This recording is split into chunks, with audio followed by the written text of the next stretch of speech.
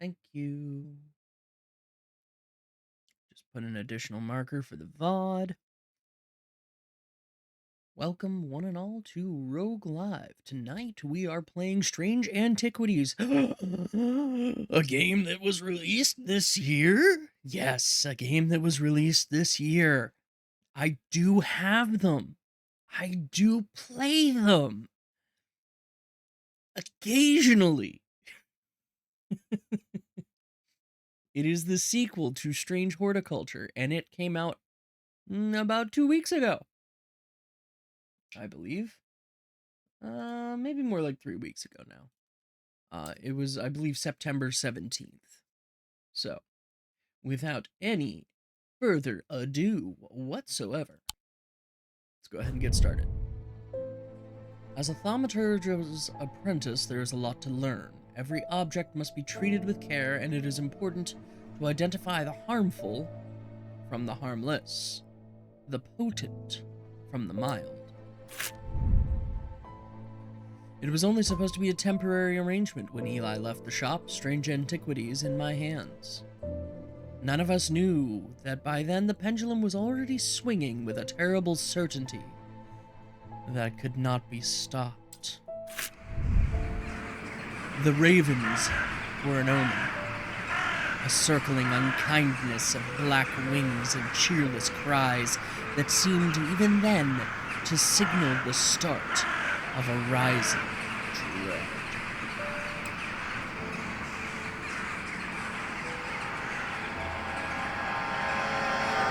Calm down, birds.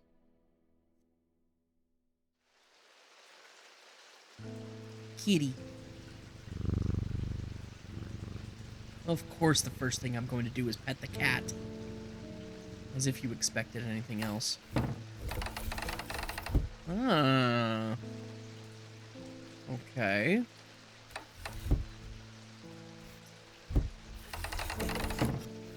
Alright. We've got some kind of workbench here. Reminder, I've stored a couple of items in the cellar of the wine merchant next door, EW. And then this is some form of symbol. Okay. Our magnifier. You can use shift to bring up a magnifying glass. Okay. And then they take it away from me. How dare they? On thaumic fields. All thaumic objects produce a field of sorts. Although invisible to the naked eye, they can be observed by placing an object over a thaumic lens, a diurnic field pattern. These fields are not fully understood, despite attempts to study them over the years. As always, viewers, please allow me to know if there is an issue with the sound balancing.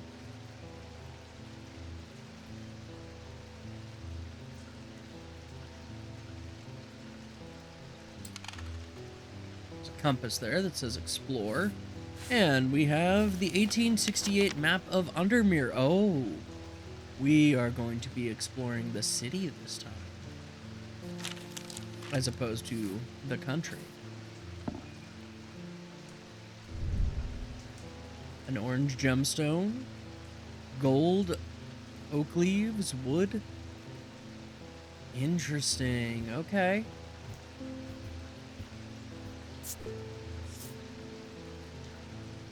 Oh, nice. Sounds are muffled in its presence. Nothing to remark. Look at that font. That is just beautiful font.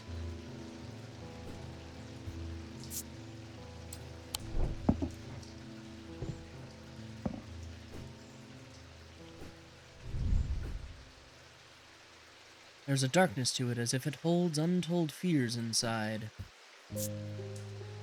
Nothing to remark. Somewhat painful to the touch. Bronze and iron.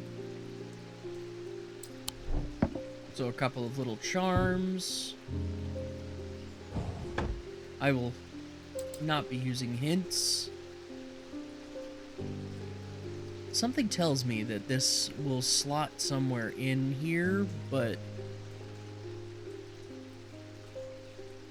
I don't know where. Right there. That probably goes right there. I bet we'll get more of these as time goes on, because that would complete this pattern. Yeah. We'll just go ahead and put that in temporarily.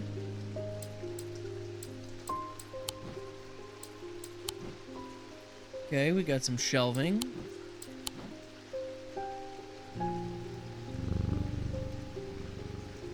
Oh, okay, and then we've got other objects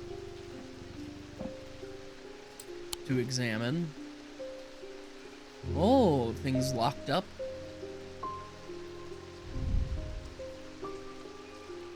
Okay, so we can inspect things without bringing them down to the workplace. I see that spider. Hello.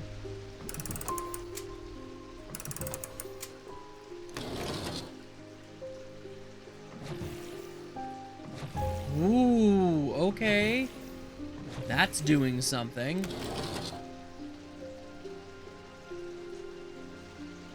Interesting. All right.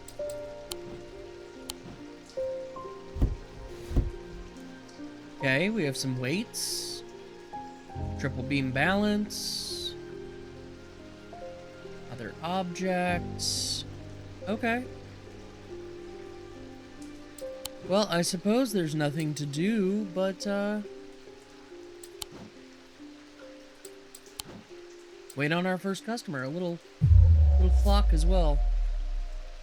Oh, this is our dread meter this time. Okay. And we could explore things, but I don't think, well, we could go look at that wine shop next door. Why don't we do that? Cellar of the wine merchant next door. So where Strange Antiquities is number 29. So, wine merchant next door. The proprietor, Miss Cranmores, begrudgingly grants me access to the cellar when I explain that I'm from Strange Antiquities next door. Yes, well, take the lot of them out of there, would you? I can't say no to Eli after all E's done for me. But I don't like the thought of those unnaturals in my cellar. We got a trio of items here.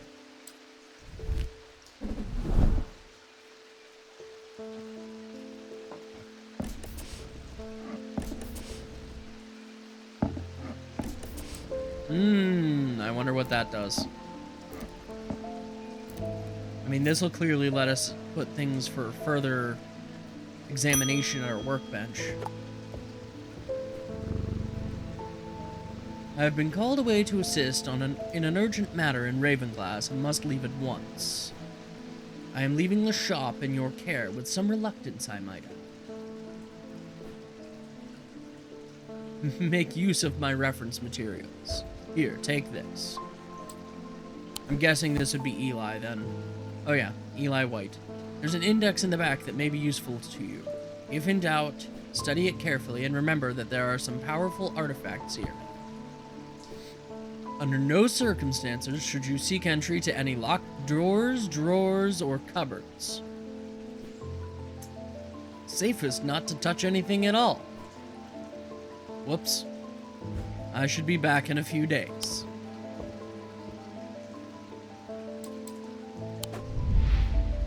Okay.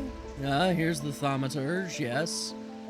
Collector and curator of powerful objects. Objects that to the untrained eye may appear dull and lifeless, but in the right hands and armed with the right knowledge can be a gateway to much more. For Eli, the quest to unearth and understand each new object has been the driving force of his adult life. As owner of Strange Antiquities, Eli is a stern master. He knows firsthand what can happen if the right precautions are not taken. He doesn't tend to show much emotion, but he does have a more tender side, a side that is mostly reserved for the store's cat, Jupiter.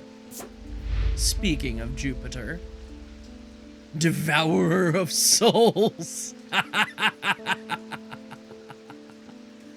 Jupiter is the Thaumaturge's cat, or more accurately, Eli is Jupiter's Thaumaturge. Jupiter found strange antiquities, perhaps drawn to the curiosities within, and made it his home. Eli was more than happy to accommodate him, but he learned early on that Jupiter was his own master.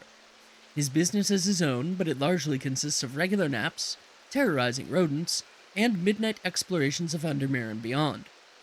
What he does on his excursions is a mystery, but he seems to be well known amongst the town's residents. Good kitty. Oh, Phoenix, you felt like those birds were coming through the screen? Yeah. Alright.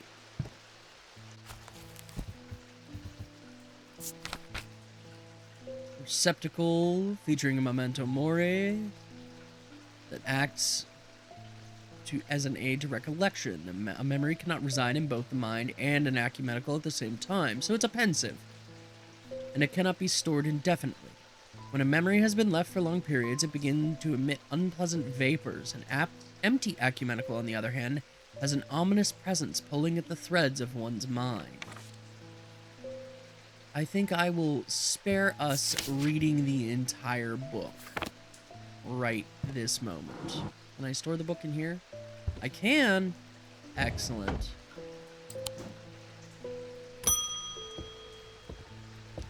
Thomas Pope. Today is the day you meet the great Thomas Pope. Oh, yeah? You're a man of two loves, fresh mountain air and little white dog called Hamish. Then why are you in here? But I reserve some room for laughter among friends and shops with cats in them. That's fine. I'm looking for a replacement for my hunter's boon. Okay. Well, first let's find out what a hunter's boon is. Hunter's boon. Primitive item, they grant the power of the predator, enhancing perception and agility. They are made from trophies taken from slain beasts, with those from the deadliest predators being the most prized. They are simple items without embellishment.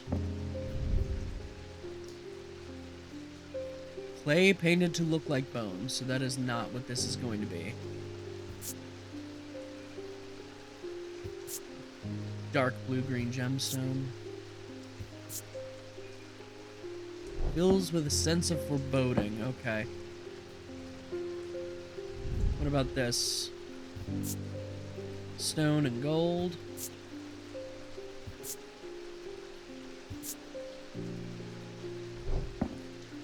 Well, that's clearly a potion.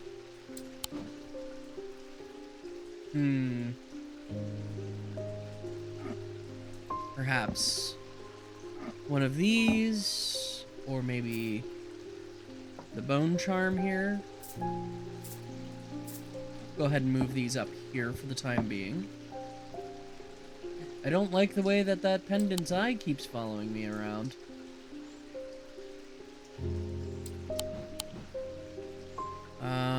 Tooth? Maybe?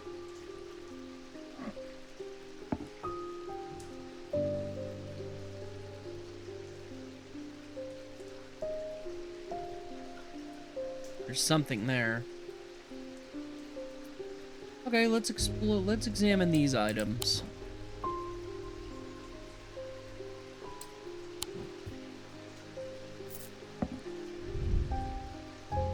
Sensation of power.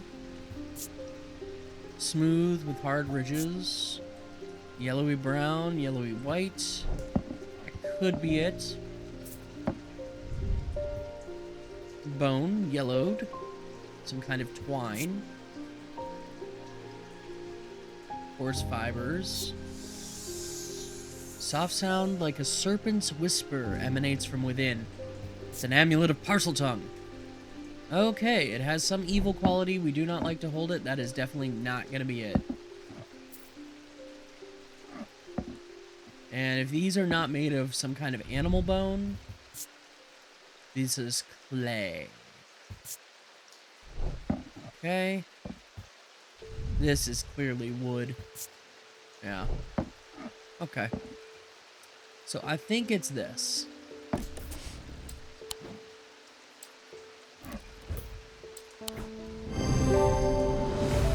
Yeah, there we go. A hunter's boon. A tiger's tooth, a trophy from a predator.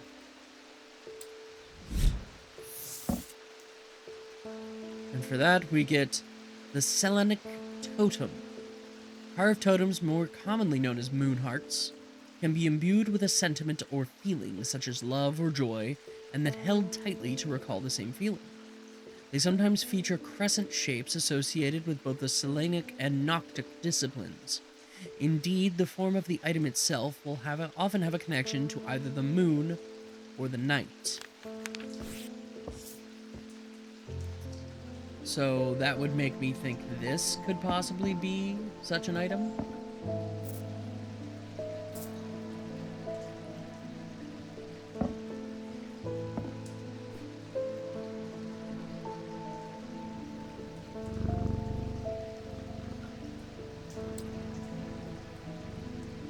I don't think we have any other moon items. Perhaps that, because the bone is kind of carved in the shape of a moon.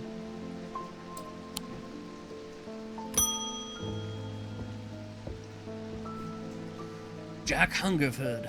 The nights are drawing in again. Dark shadows hide dark deeds, or so my father always used to say. Seems like the shadows have grown darker since he passed 2 winters gone. A creeping dark has set up in my house. I am told a shadow hold will draw it out. Well, let's see. Shadow hold. Or Oshatic vessel. A container of any kind, sometimes a jar or bottle, or some sort of box. It can be used to contain an Oshatic spirit. Ah, I see.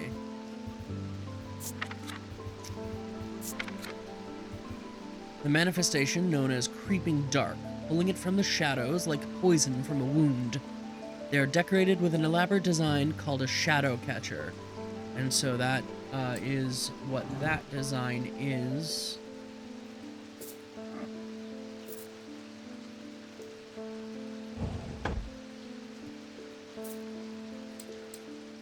We don't have any labels in this, do we?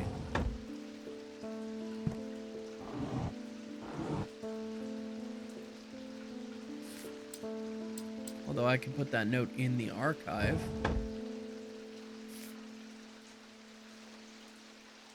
Okay. So then presumably this is... Okay. Oh, nifty. There's lots of things we can do here.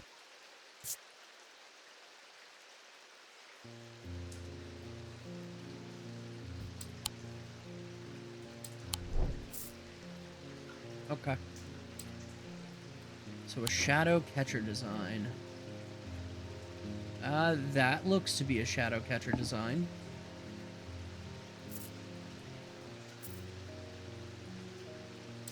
Do we have anything else that fits that bill? Maybe? No, that's not the same.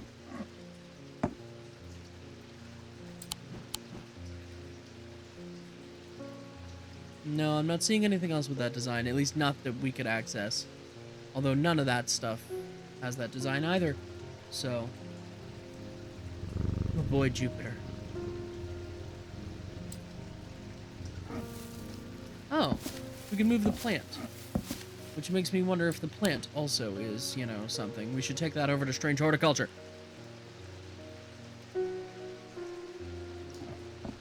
See what I did there?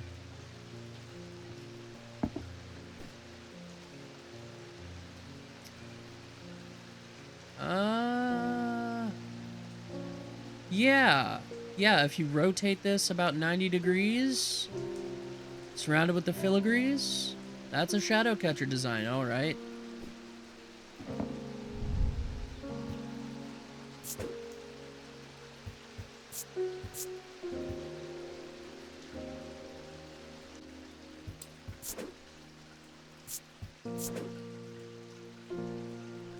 I'm not gonna mess with icons. Just seems like I'm asking for trouble.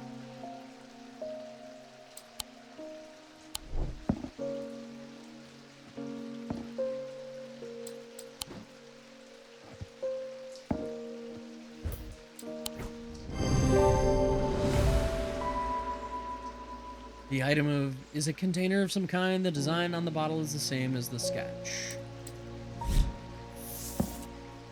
And we get a Sunbond page. A Sunbond is a small and lightweight, designed to be carried discreetly and made of a non-precious metal of some kind, housing a gemstone of light. They carry the warmth and the light of the sun, a brightness that can pierce the darkest gloom. Sounds like it could be that. Okay.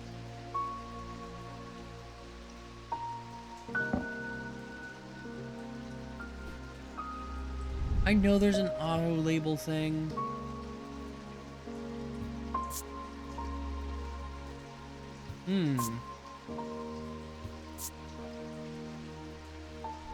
Maybe that, because that is a light source. It's okay, Jupiter. I mean, that's a good question, David. All these ravens flying about Undermere, you can't remember seeing anything like it. Not a good day to be the sort who believes in dark omens. But you have a letter. We just got a letter. We just got a letter. That's as far as I'm willing to take that. Let's open our letter. We discovered some papers in a hidden desk drawer in the boatyard last night. Mr. Jones almost threw them in the fire pit, but I asked to take a look at them first. That man does like to burn things. They look old. Maybe there's nothing of much use here, but I thought of you when I came across an entry on the shin. Charlie Weathers.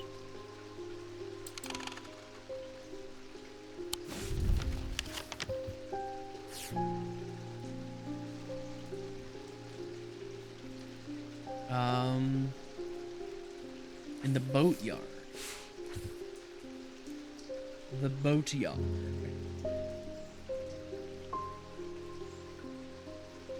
Number 8. The boatyard.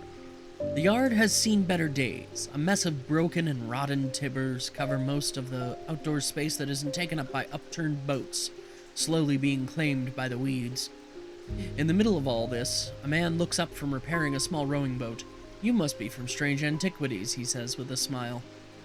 He takes me into the dilapidated office where 2 metal buckets collect drips of brown water and a thin window pane rattles with every footstep.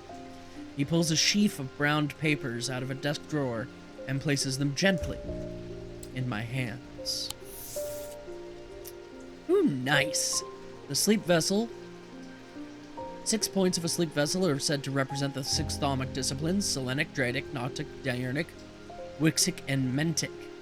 They help people to stay awake beyond any natural limits by storing their fatigue. Over time and repeated use, they become more and more difficult to handle, as though the undreamed nightmares within are beginning to seep out. And that's the only one I can read right now. Apparently as an afterthought, and somewhat reluctantly, the man gives me something else as I'm leaving. I've no use for it, he says. Don't even know what it's for. 1, 2, 3, 4, 5, 6. Why do I have a feeling that that's one of those sleep thingies? I'll just go ahead and put that in the archive.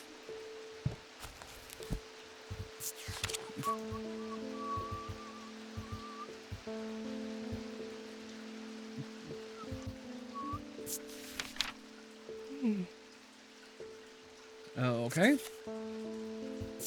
That tells me nothing new. Shin, I believe, was the other one. These common items are made using materials with a connection to the ocean. They began as superstitions, simple objects made by sailors and fishermen to keep their boats safe. But with the help of the old thaumaturges, they became something more, and many lives were saved. It does. I do love that sound effect. It you know, just an amazing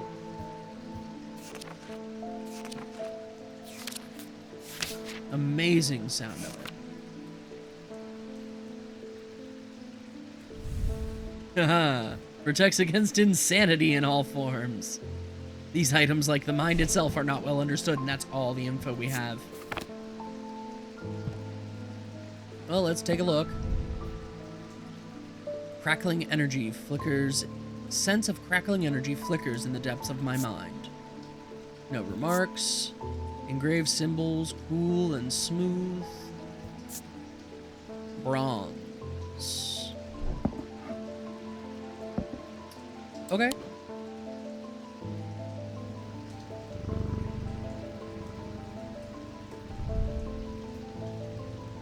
Bronze torque. Uneven texture.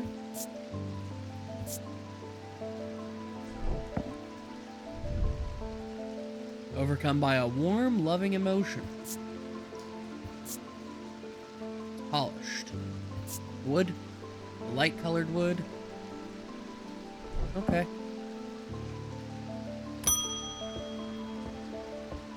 Stanley Hume. I want an Ossic ring. Ossic. That's a pleasing word to hold on the tongue.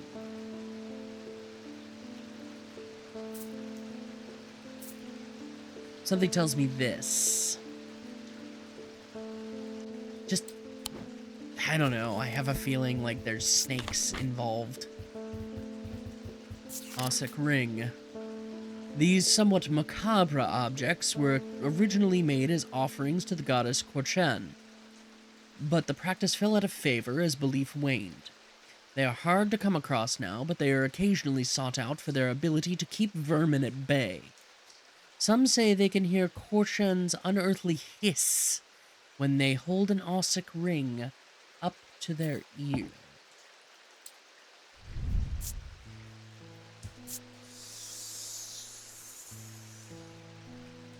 Yeah, that sounds like an Ossic ring to me.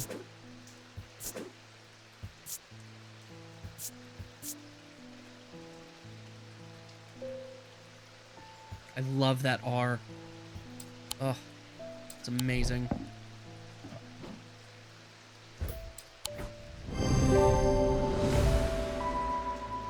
Uh-huh. Definitely satisfies macabre. And yeah, definitely has a hissing noise. The Evocant. The stone items weigh the same as a man's heart, according to popular myth. The truth is a little less dramatic, but the weight of these items is nonetheless important and should not stray more than a hair from precisely 1 pound. They are placed on the chest of those in a coma to draw them out. Okay. Well, first, let's hang up the Ossic ring. And then I have a feeling.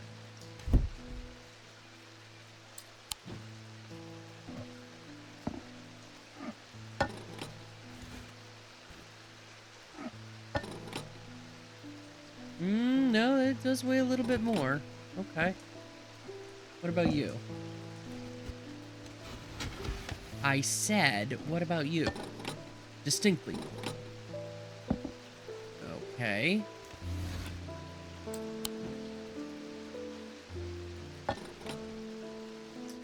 Possibly an Evocant.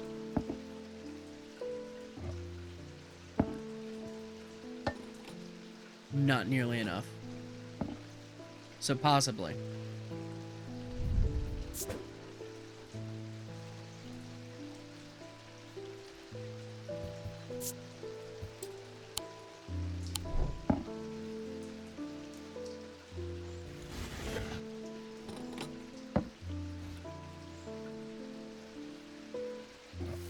I'm putting the plant up there.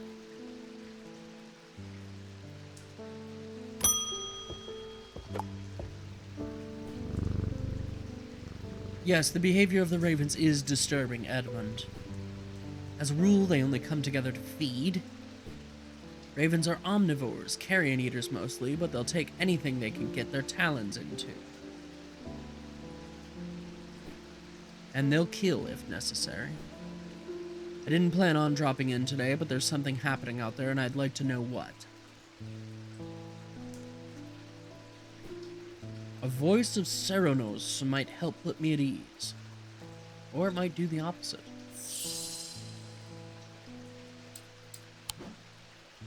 Alright.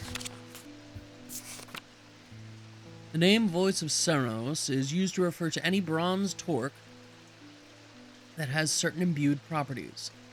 With skill, such an item can be used to read the patterns of nature that are otherwise hidden to us. Ceranos is a pagan god of the forest and nature, typically depicted as a man with antlers of a stag, and often wearing or holding a torque. Well, we have a torque.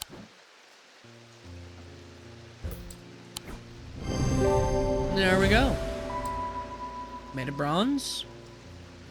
And it's a torque.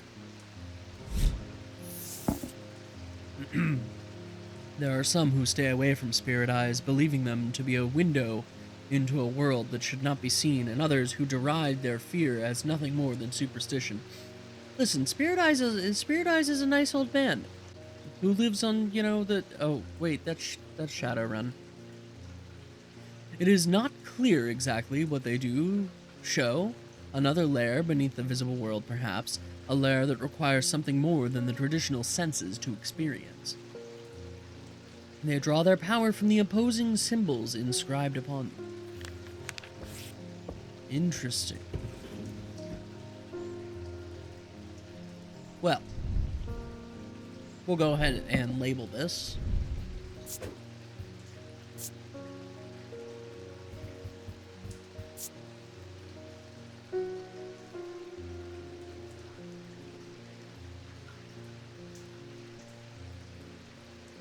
I believe that's how it was spelled.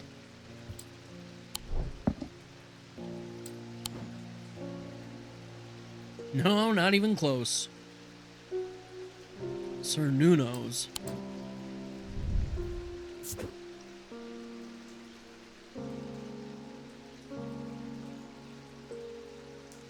There we go.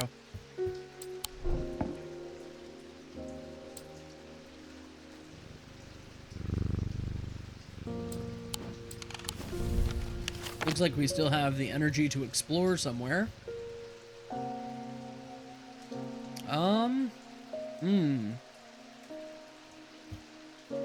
Courtyard? The eye. Yeah, let's go examine the eye. It's a strange arrangement of rocks resembling Stonehenge site, but on a smaller scale, arranged with purpose, though what that purpose was remains a mystery. The locals call it the eye. There's nothing else to see here. Really? The ornithologist, Edmund Bishop. The 14th Lord of Gleiston Castle is a man of wealth and privilege like the 13 before him. He is a man who would be easy to despise as his father was, but he is well loved by those who know him. Now retired, he was a professor of ancient languages at the University of Cumbria, but his real passion is birds. His students learned to divert particularly dense lectures on Latin declension by asking about local owl species or by quizzing the professor on increasingly exotic bird calls. Edmund was only too happy to oblige, spending hours recounting stories of his adventures in Africa and New Zealand. Interesting. Okay.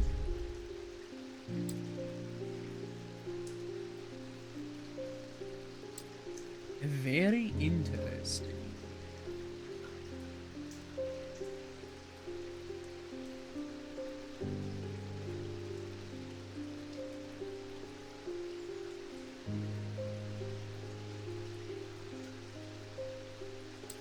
Pet Jupiter one more time. Is there like a limit to how much we can explore? Let's go to the quarry yard. The quarry on the outskirts of Undermere is a relatively recent addition to town. It was owned by a man named Thomas Pope just over a decade ago, and has been in daily operation ever since, supplying limestone for use in construction across the county and beyond. I mean, there's gotta be a limit, right?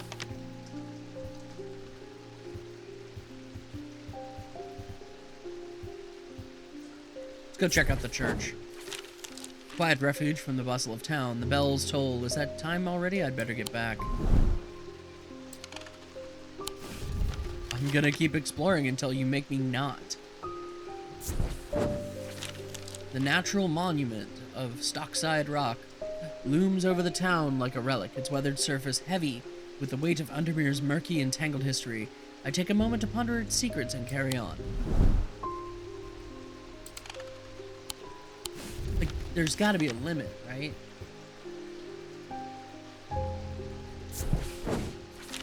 The mossy wood, a small, hushed sanctuary of ancient forest. Lush moss clings to every surface. Something about the dense green makes it feel like it's hiding a secret.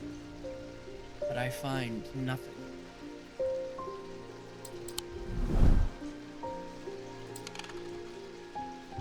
I don't understand.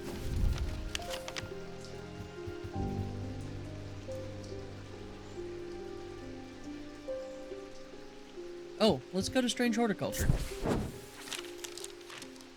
This curious plant shop on the edge of town is a quiet haven away from the bustle of the center. Ordinarily, I'd be delighted while away to while away some time there, but I have important work to do, and yet, an hour later, I find myself leaving the shop with a potted palliance and a weight off my shoulders. I've been chatting with the proprietor about the similarities and differences between our two disciplines, with a gently purring hellebore curled up in my lap. Hellebore's good kid.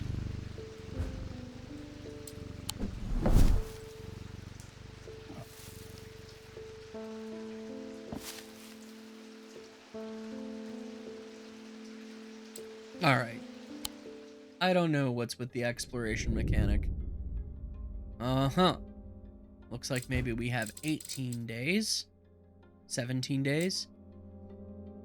The black mare thundered through the icy rain, shining wet in the silver moonlight. Her cloaked rider was exhausted, cold, and soaked to the bone. He knew he would not survive the night if he did not reach Backbarrow.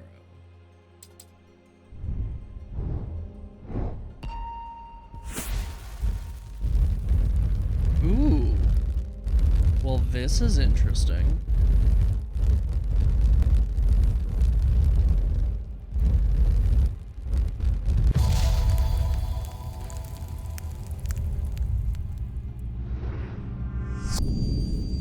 An escaped prisoner ran northwest.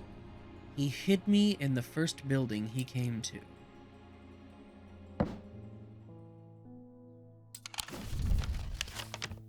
Alright. Prison. Prison.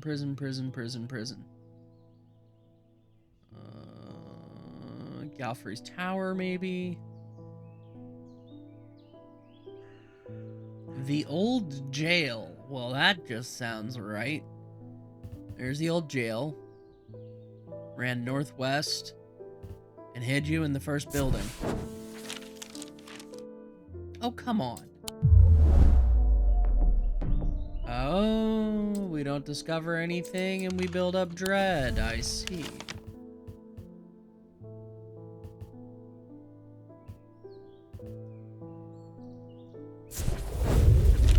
Okay. I guess I wasn't quite perfectly northwest. The dilapidated warehouse is dark and imposing, and the struggling flame of my lantern does little to pierce its depths. I slowly search its contents with a sense of despair, wondering if I'm even in the right place at all, when suddenly and unexpectedly, I uncover something of value. More relieved than elated, I take the trinket back to the shop for further study and a warm drink.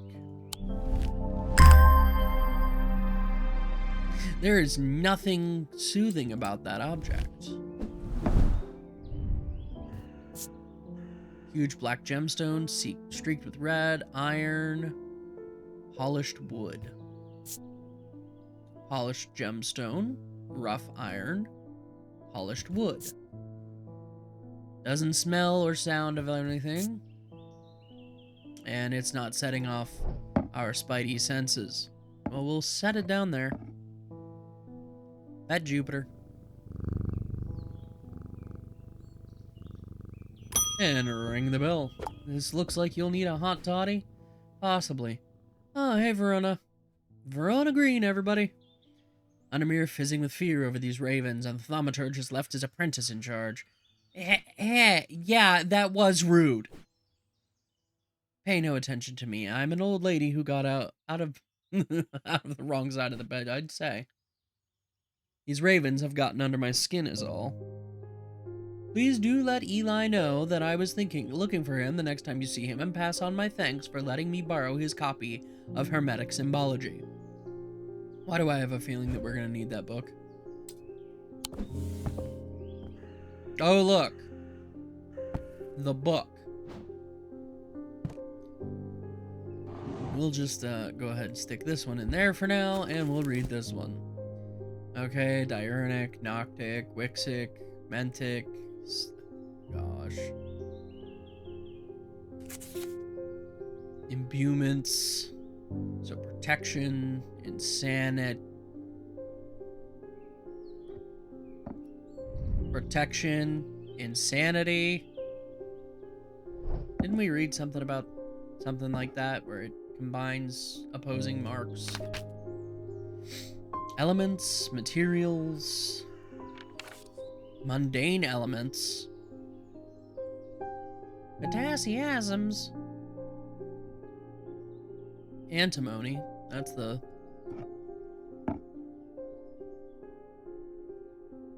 alchemy, everybody. Planetary metals, copper, gold, iron, lead, mercury. In the name of the moon, I'll punish you. I mean, tin, seasons, the weather, Wicca. Interesting, okay. Neat.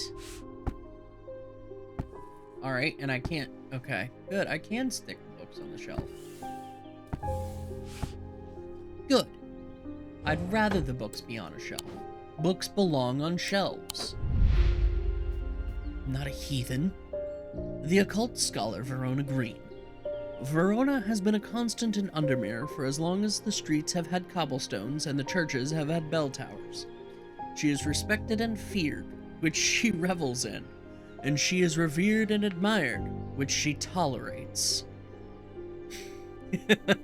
I know a few people like that. Her knowledge of the occult world is second to none, and her expertise has steered the citizens of Undermere away from catastrophe on more than one occasion. The near misses of the Selenic Flame and the Woken Dendru are two such events that spring to mind. The Woken Dendru. Those were the events of strange horticulture. She is of the opinion that no problem is so great, no obstacle so insurmountable, that it can't be diminished by a properly brewed pot of tea.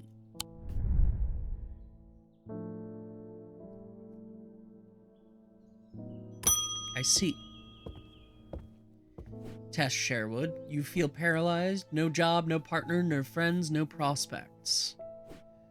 I heard a horned shackle might be the answer. Okay. A book? What is a horned shackle? Are used to bring about change in one's life, bestowing the ability to overcome personal demons. In use, the horns are rubbed between one's fingers, causing them to become worn smooth over the years. They can be worn as pendants, but are more commonly totems. Okay.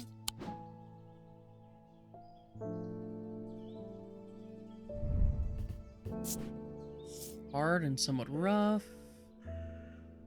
Okay. Well, not that then. Although maybe. Ridged. Smooth. I don't know about that.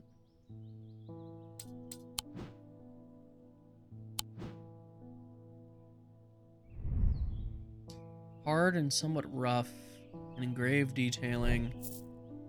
No, that doesn't seem right. This seems to be the closest.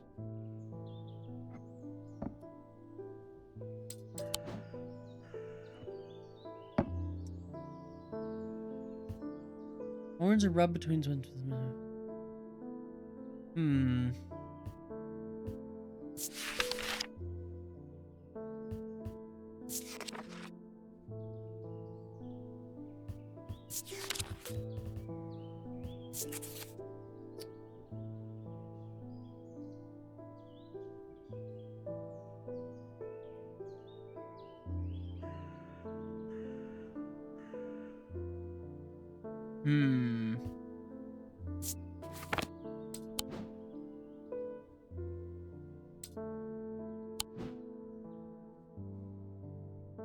Yeah, I don't see anything else that really fits the bill.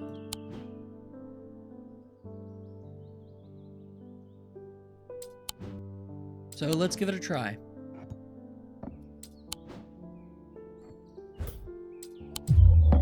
Nope.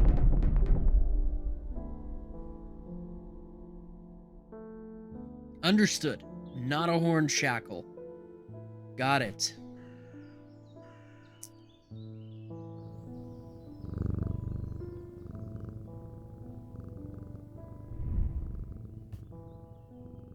This part feels smooth.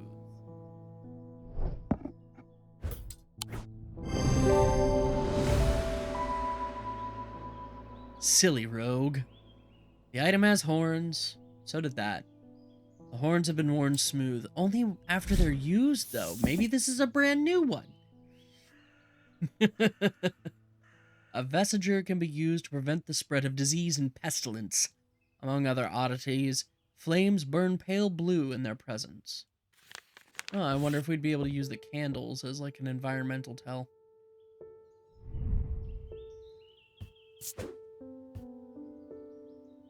A horned shackle.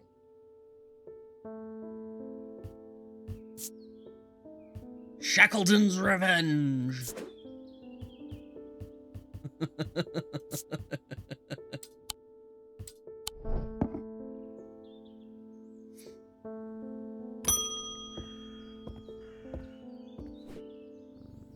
At least the weather's looking a little better out there today. Yes, indeed. Good Jupiter. Good Jupiter.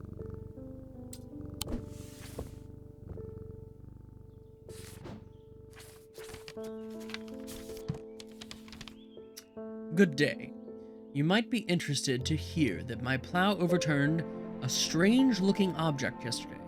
Come to the farm and it's yours for the right price, of course. John Royston.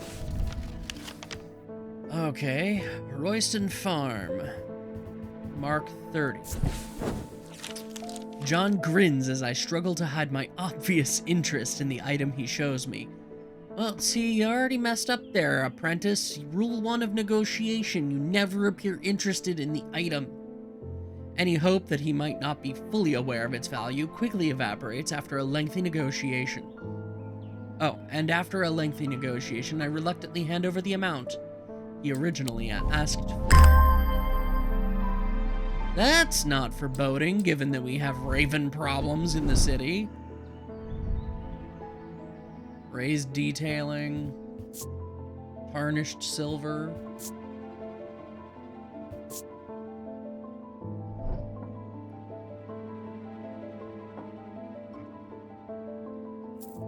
We'll just let that hang out here. And I'm gonna take a quick break.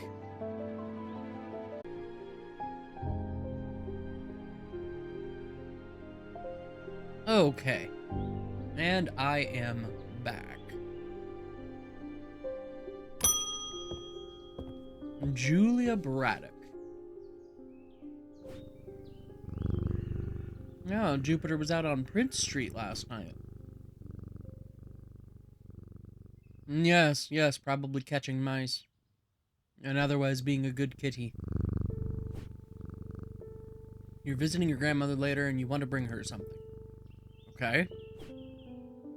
She lives all alone on the edge of town out on Clanbook Road, and I don't always manage to get out there as often as I'd like. Okay. Thought maybe a moon heart would bring her some comfort.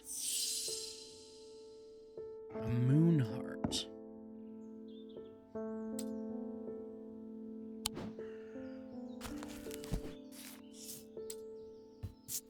Something tells me that we don't have a thing called a moon heart in our book. No. Let's take a look at the index. Black heart. Moon heart. A Selenic totem. Carved totems, more commonly known as moon hearts, can be imbued with a sentiment or feeling such as love or joy, and then held tightly to recall the same feeling. They sometimes feature crescent shapes associated with both Selenic and Noctic disciplines. Indeed, the form of the item itself will often have a connection to either the moon or the night. Okay, that's a possibility.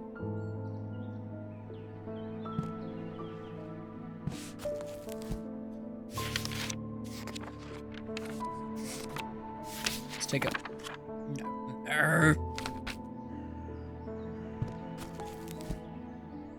There's our disciplines. So, Noctic and Selenic. Not seeing any symbols on this at all.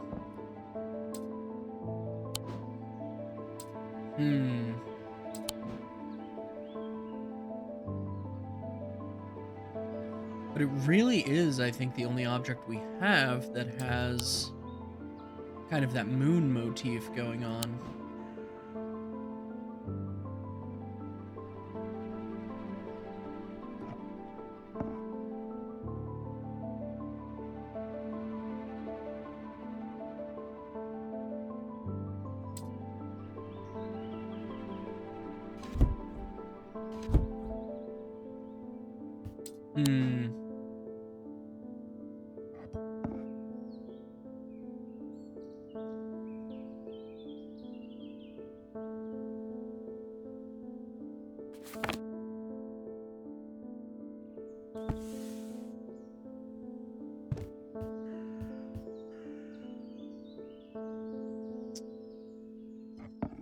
Let's see, do we get any kind of feelings out of this? Golden stone.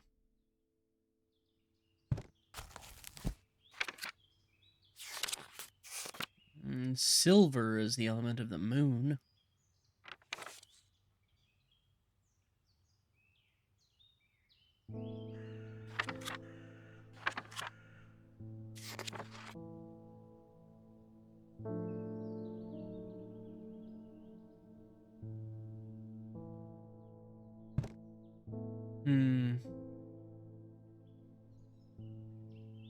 That could be truth, maybe?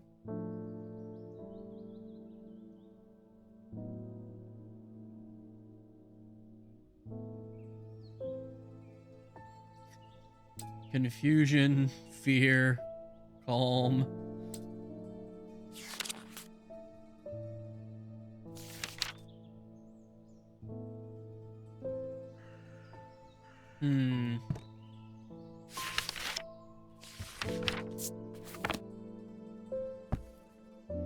Okay.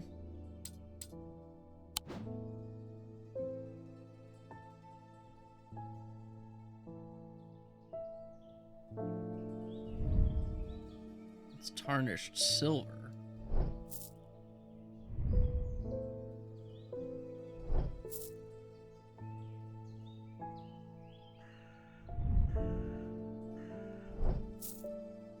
I'm not really seeing anything.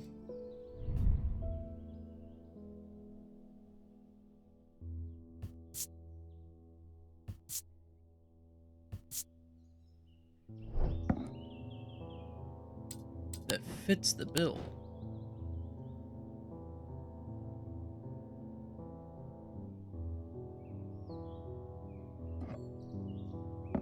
What do you think, chat?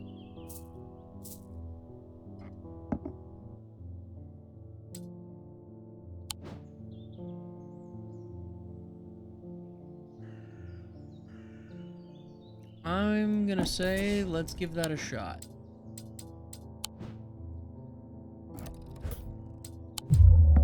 Nope. Oh, that's bad. Right, so that's not a moon heart. We have to have one in the shop.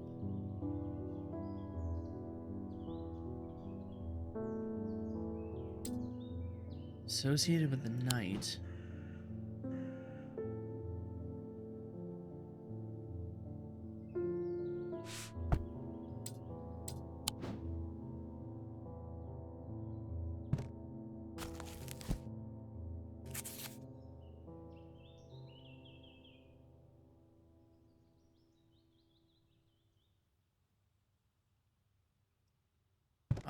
The glowing vial is actually just a glass pendant that glows. Smooth, really warm, but it's made of iron and blue glass.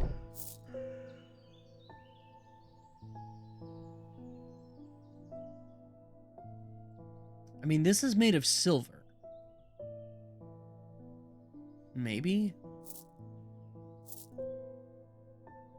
Because silver is at least the element of the moon?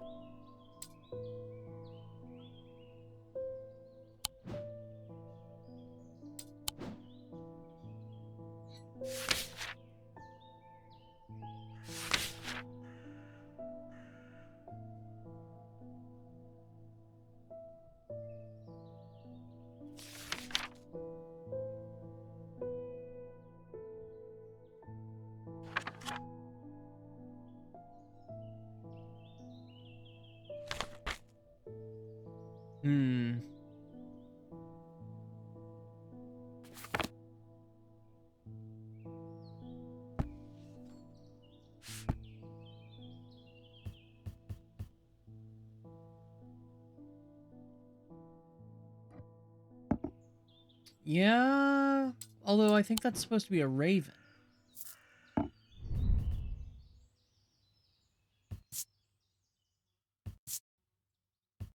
We have no remarks on it.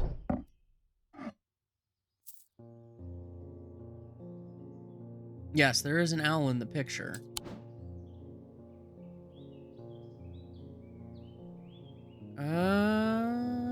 Maybe this little owl totem. Warm, loving emotion. Uh-huh, this is it.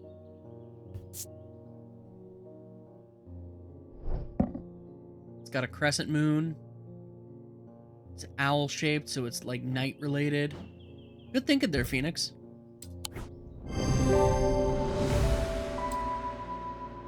Uh-huh.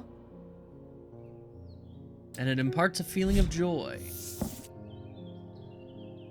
Hooligan Grim. These eerie creations are worn by priests of Holgar in various rituals relating to the death and the afterlife. The sacrament to ask for his protection, Wolfsong's truth to seek judgment, path of the warrior to help the dead find their way.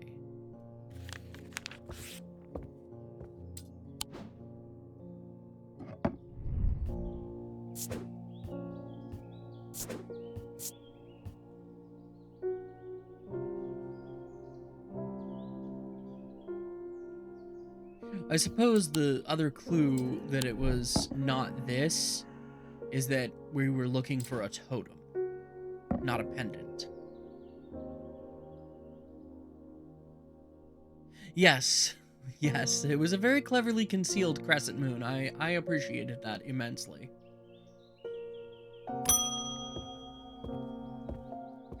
Little concerned we're gonna go nuts.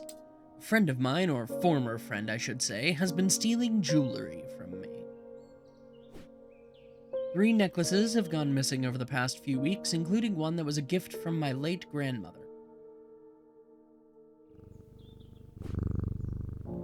Do you have a suitable pendant that I could leave lying out for her to find that will teach her a lesson and make sure it never happens again?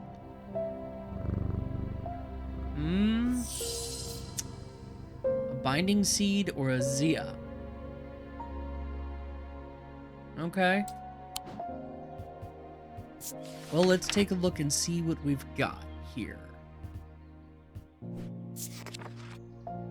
Worn about the neck to place them closer to the heart, these innocent-looking items instill a sense of fear and paranoia. They can be difficult to remove. Zias are made of any single material except wood or clay. They typically have no symbol or other writings upon their surface. Or a binding seed. Items are made of 2 distinct materials representing the mentic and wixic, the mind and the body. The winding path, the mind, is described by a spiral encompassing the body, the seed. A binding seed is a form of punishment that amplifies feelings of guilt and shame. Okay. Nothing to remark there.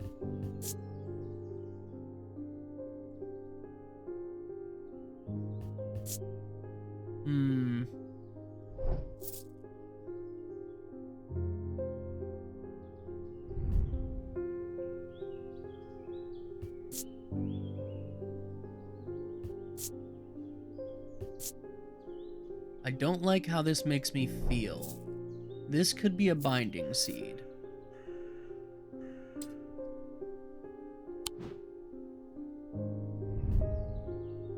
It has an energy about it.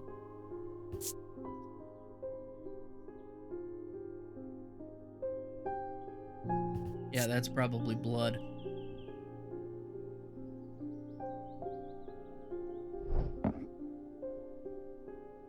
Okay.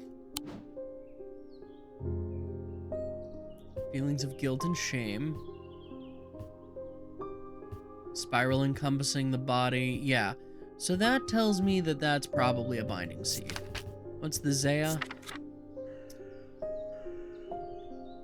Pendant. No marks. Single material except wood or clay. No symbol or other writings upon their surface. And they would instill a sense of fear or paranoia.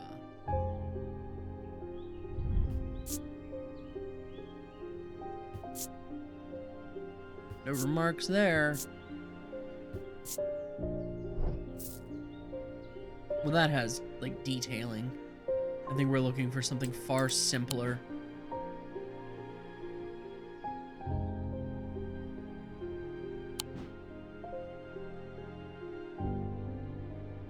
Could it be as simple as this? No, that's 2 items.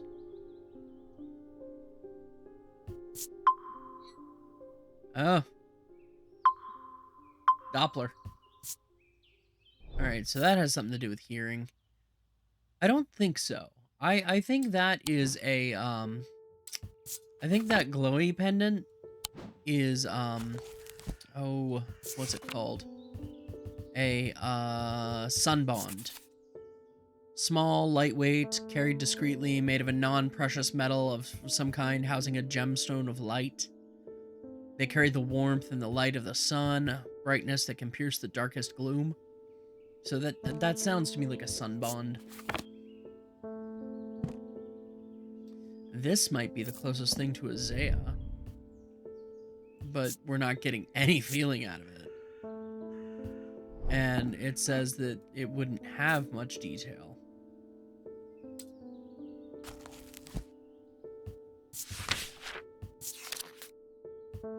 No symbol or other writings upon the surface.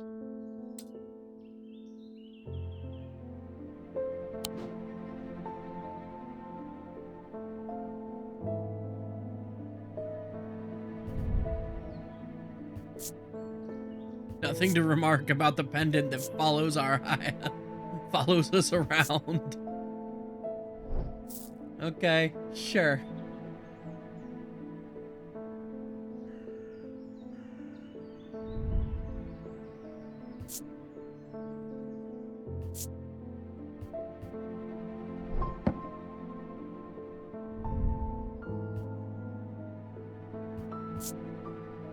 My heart feels lighter. Well, that doesn't sound like, you know, paranoia and fear.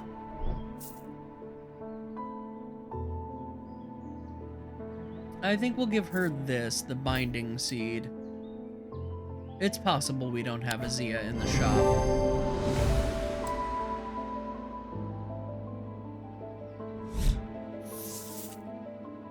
Generic charms of protection have little to offer the skilled Thaumaturge, but can have some small effect. An Oshatic spirit or a wandering shroud will not abide them, for example. Such charms make use of the art of symbology, an ancient and some would say primitive component of thaumaturgy. They can be made from a variety of materials, though rarely precious metals.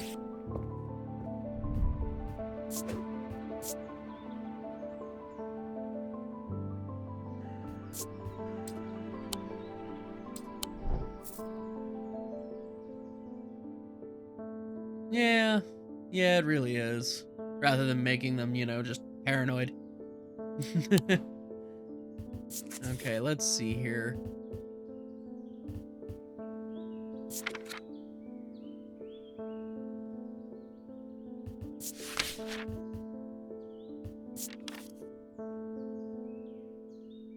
No.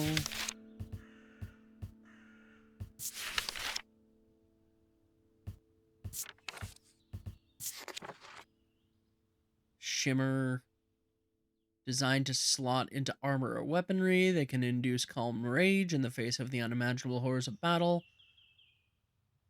allowing the bearer to stay. The Knight of Thorns famously wore a shimmer on his chestplate, but it didn't save him from being felled. Okay.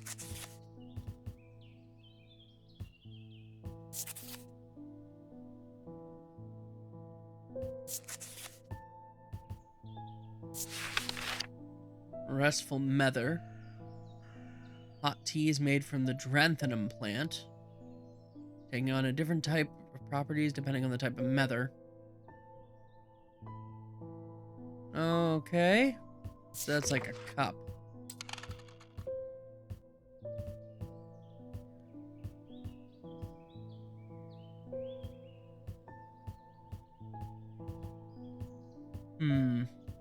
Okay.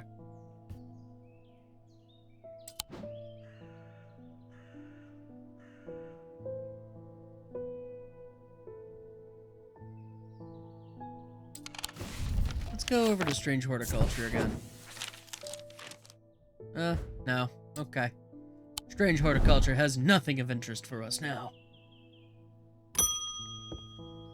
Emmett Burrows. They've found a man just now in the house where all them ravens were.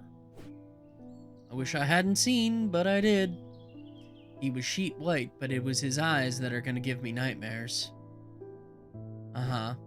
All black they were. It was like he weren't there anymore. I don't need to wait around for another sign.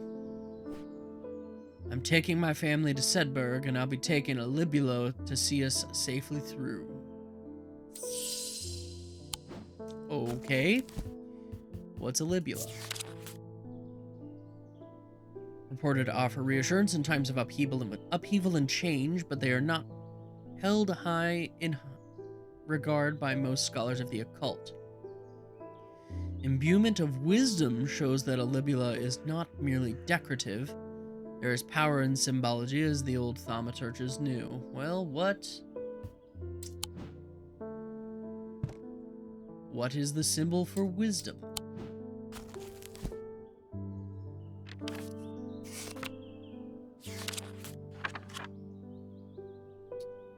The hat. The hat. Okay.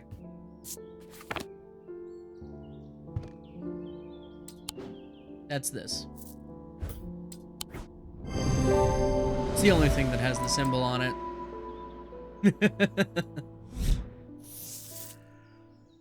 Oh, witch's fingers. The 7 digits of the Witch of Undermere. They are capable of inflicting intense pain, but the goal is supposedly purification of the body.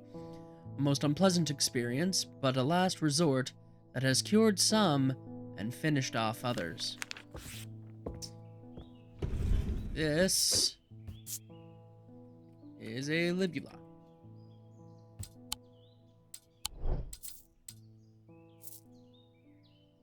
Put it over here.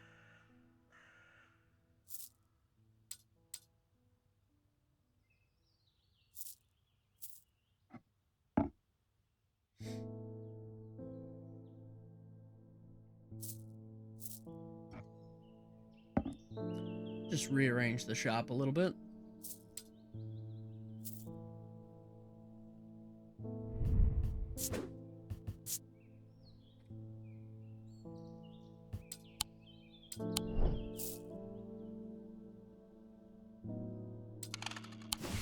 Okay, where else do we have to explore?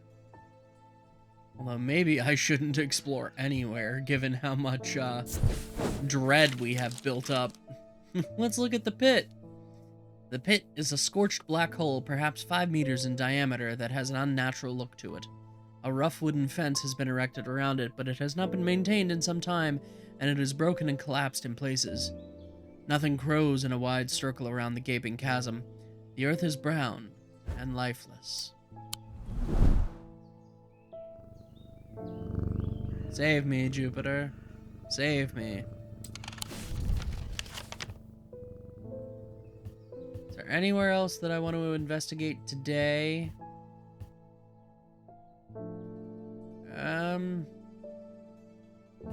I don't think so.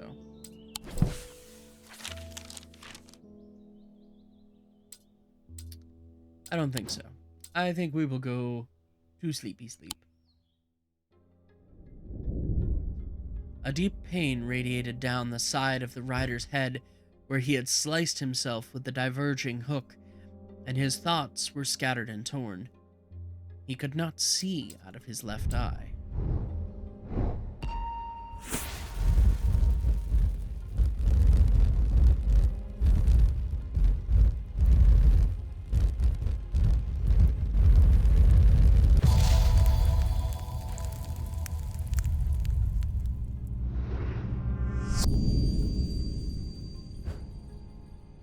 What a hint! Okay, let's figure that out, shall we? This is probably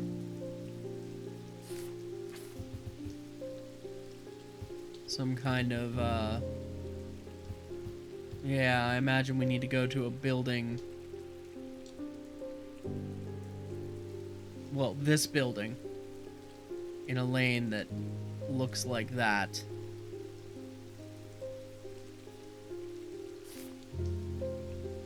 So where is there a matching row of buildings?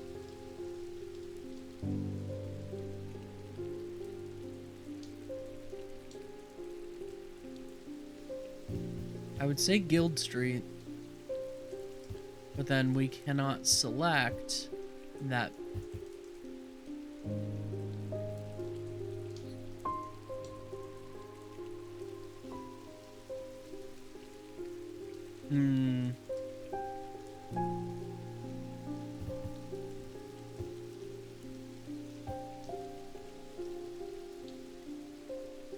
No. Maybe.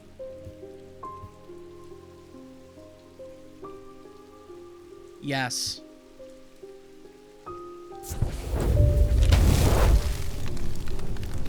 There is a narrow gap between the two houses, and I spy a small wooden chest wedged firmly inside. Slowly, I manage to work it loose, and when it finally comes free, it shoots out into the hard ground and snaps open, revealing its long hidden treasures.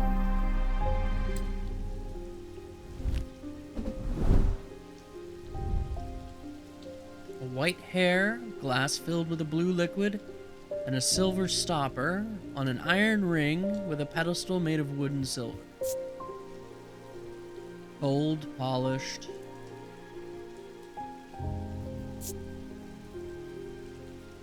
Nothing to hear or smell. Makes the hairs stand up on the back of my neck.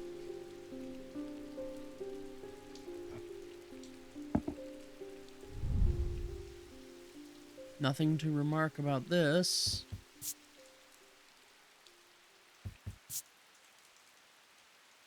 Weathered metals. Hard and cool. Gold. Pale yellowy orange gemstone. Dark green. Black. Iron. Okay.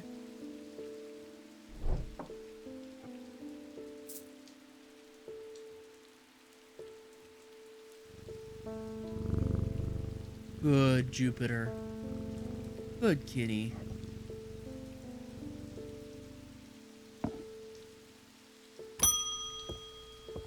Oh good, our dread does reset at the beginning of the day. You're a little distracted, are you, Francesca? A doctor of sorts, okay. I'm guessing he's the guy who had the black eyes, Mr. Hungerford. I'm used to dealing with maladies of an occult nature, but black eyes are certainly unusual. I've heard of something like this before, but I don't see how it could be the same thing. Either way, I'm hoping an evocant will have some effect. Well, that's the only thing we've got to have gotten so far that's that weighs about a pound. Indeed.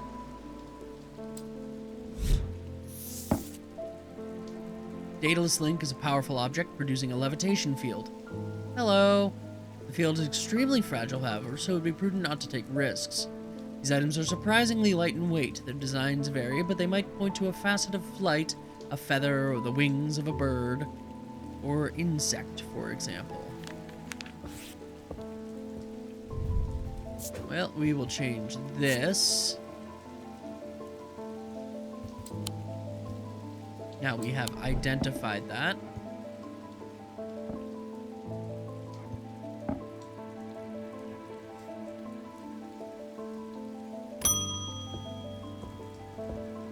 Temperance Parker. I had a quiet chat with Edmund Bishop in the Guilty Ram last night. He's always got an interesting story to tell, but last night he was different. I can tell he's worried, which has got me worried too. I know it's not much, but I'd like a shield charm all the same. My suspicion is this, because that is the symbol for protection. Protection.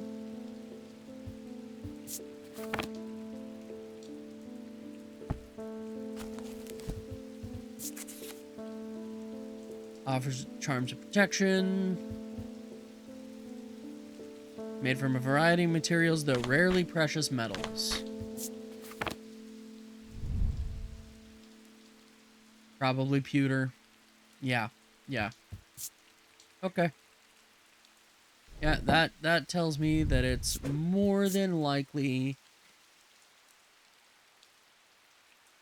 a shield of protection. Or a shield charm.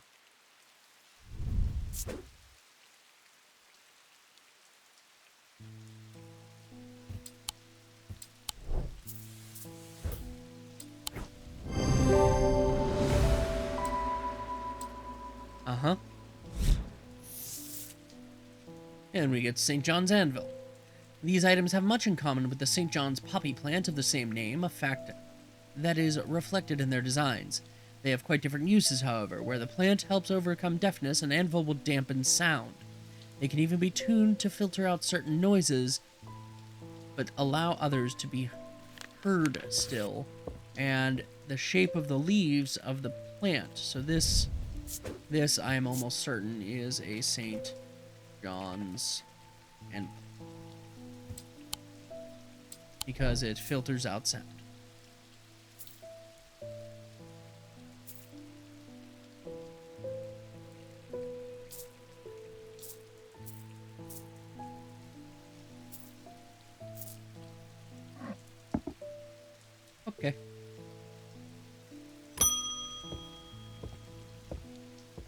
Hugh Langston.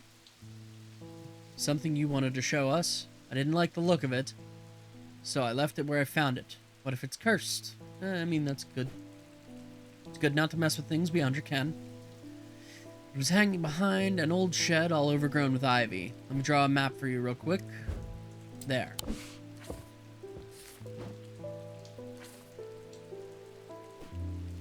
Okay, church, pond. Alright, see if we can find this. Oh look, a church.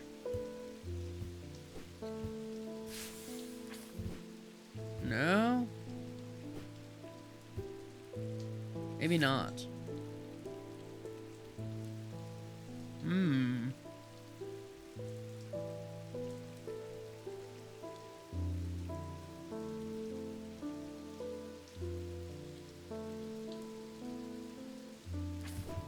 Up there. Yeah, up there.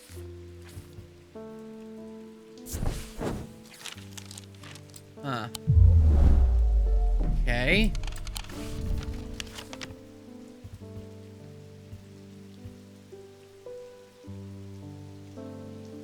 That's the only other church in town.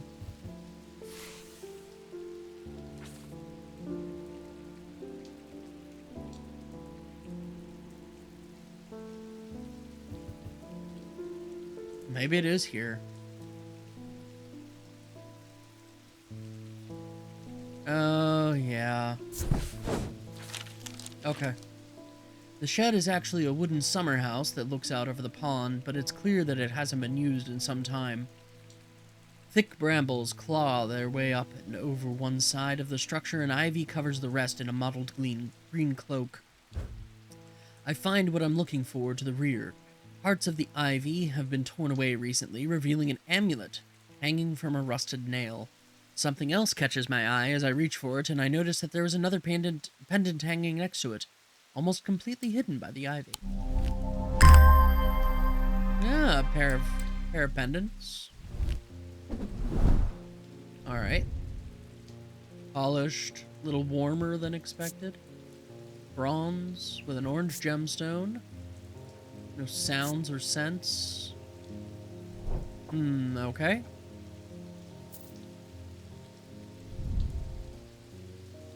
Doesn't evoke any, other feelings.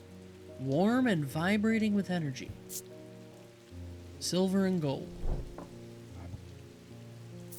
Okay.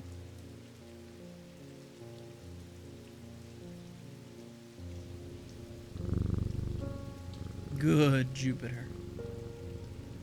Good Jupiter.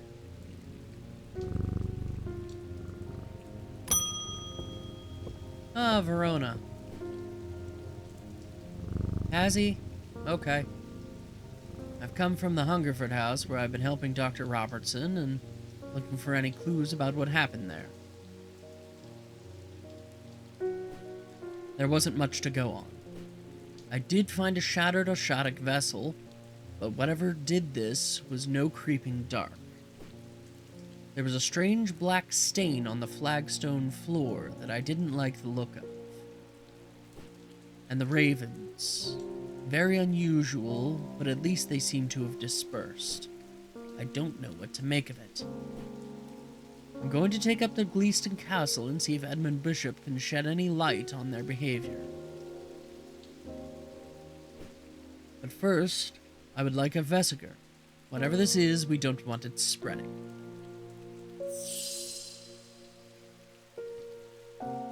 Alright. I will do my best to assist you in this endeavor, Verona.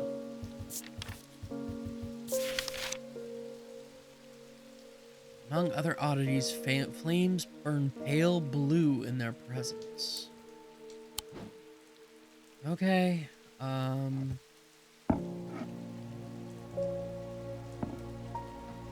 no. No.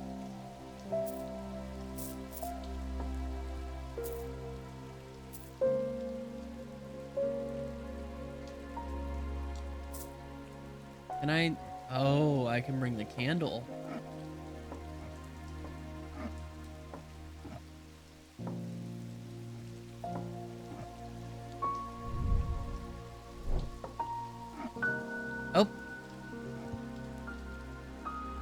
found it.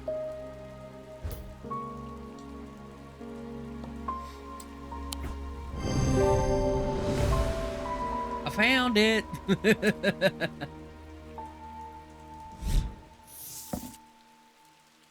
Moonstone Guardian, Sailor Moon? For the banishment of Hobbs' fear and noctic sight, these tend to take the form of a comforting guardian.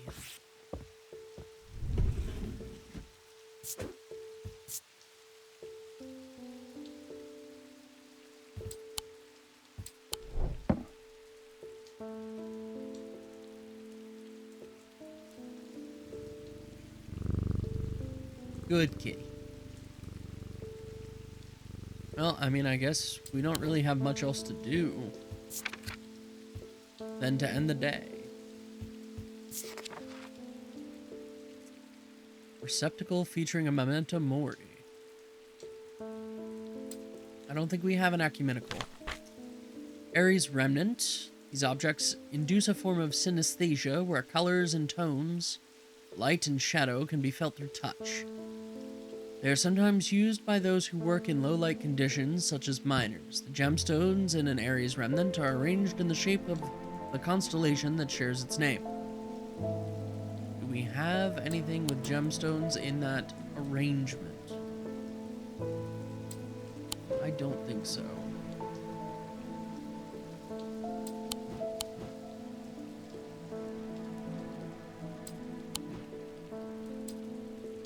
So, I don't believe we have one of those.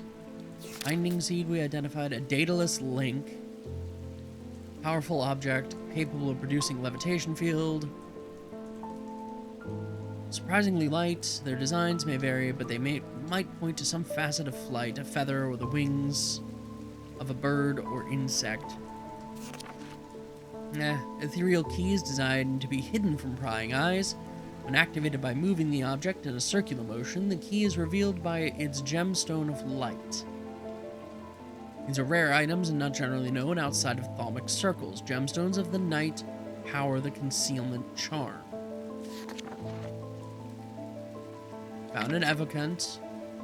Eyes of Ceranos, known as the Eyes of the Force, these ancient artifacts are able to enter the minds of lesser creatures. It is alleged that Ceranos himself wielded an eye. Eyes of Ceranos are hard to come by. They are powerful and should not be used carelessly.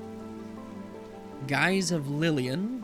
These items can allow the bearer to pass unrecognized. If used for any length of time, the wielder can begin to lose their sense of self. The remains of bygone creatures have been used in thaumaturgy for centuries, from petrified teeth and bones to trilobites, ammonites, and devil's toenails. A Guise of Lillian is one such item that makes use of this ancient source of power. Well, this over here... Uh-huh. Yeah, so this is... Guise of Lillian, probably.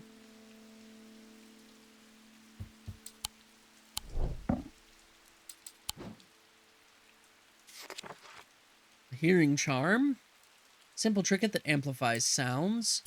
While generally used by the hard of hearing, they are a curiosity that can be enjoyed by the young and old alike, and of course they have more devious applications too, making it possible to eavesdrop on private conversations, and they take the shape of animals known for their hearing. What was that? Charm of hearing? Hearing charm.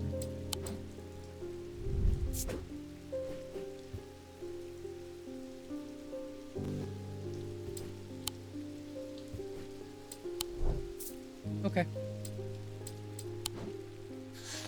Let's see. A heart chamber. There's a vast skull in the catacombs, said to be that of the beast Blencathra. Holgar's followers believe that when he slew it, he trapped its soul along with its power in an item known as the Wraith Chamber. Heart chambers are based on this mythical object, but they have morphed over time in a way to keep those dear to us close to heart after death. Okay. Olgan Grim. Hunter's Boon. Lamb's Siphon.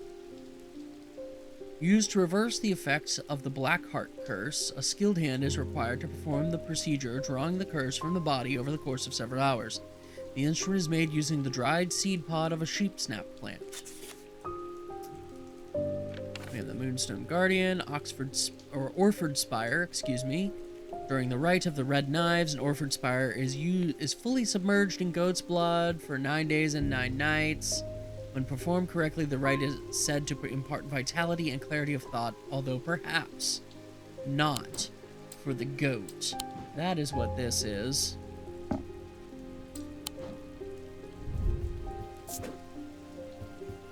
Don't know if it's good or ill.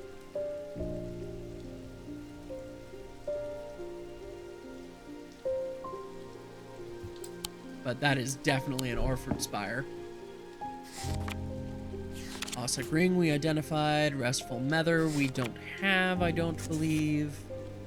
Sextrum. I don't think we have. Identified a Shadowhold, Shield Charm. I don't believe we have a Shimmer. Maybe we do.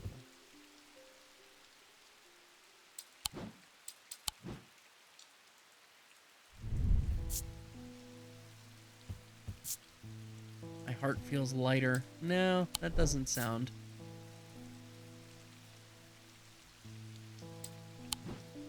I'm gonna say it would be inducing calm and peace. Shin. Objects made by sailors? Not really seeing anything that would fit that description.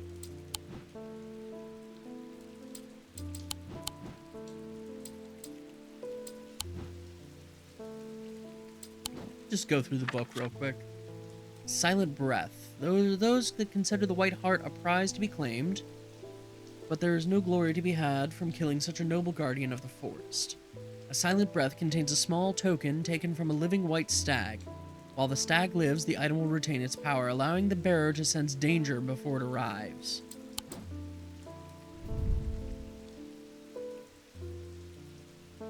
That feels like that.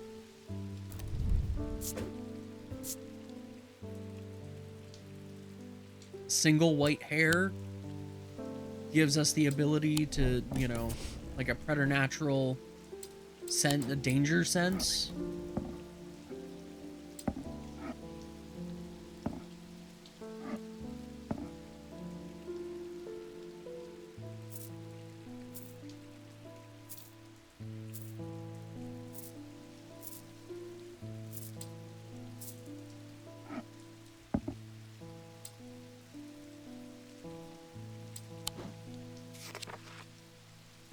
Six points of a sleep vessel are said to represent the sixth atomic. Help people stay awake. Keep your nightmares in.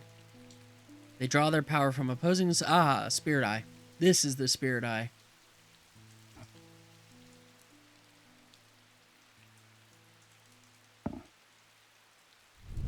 That's probably a Spirit Eye. Given that it has symbols of protection and insanity on it. St. John's Anvil, I think we identified based on the leaf shape, the, you know, Sunbond, I'm pretty sure we have identified. A Vesiger, we have identified. Witch's Finger. I think this. Uh-huh. Somewhat painful. Bronze and iron. That might be a witch's finger.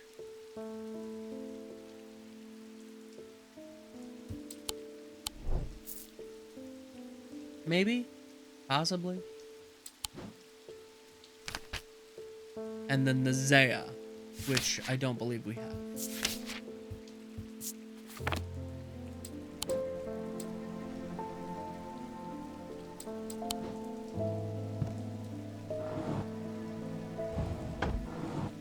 There's got to be something up with this. And this. right? Something up with that. But we don't have the key for it.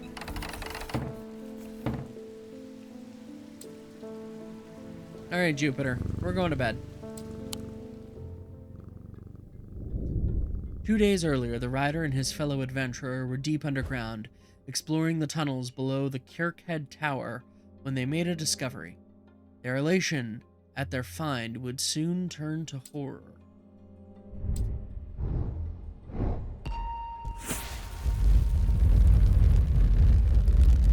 Well, that looks like a bit of a key.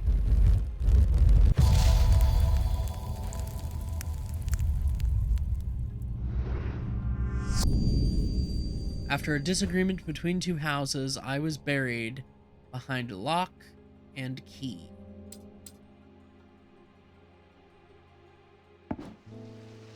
They spelled lock funny.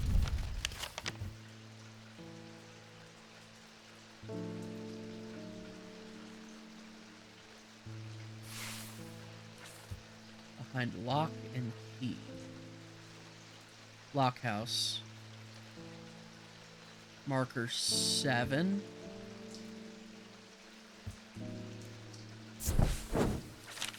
That was a mistake. Whoops. Fine, we'll just go to Lockhouse. Ivy strangles the iron gate, creaking loudly as it opens. Behind dust-cloaked windows, somebody watches me approach the old house. I tap the brass door knocker, waiting for an answer that never comes. Okay. It was buried behind lock and key.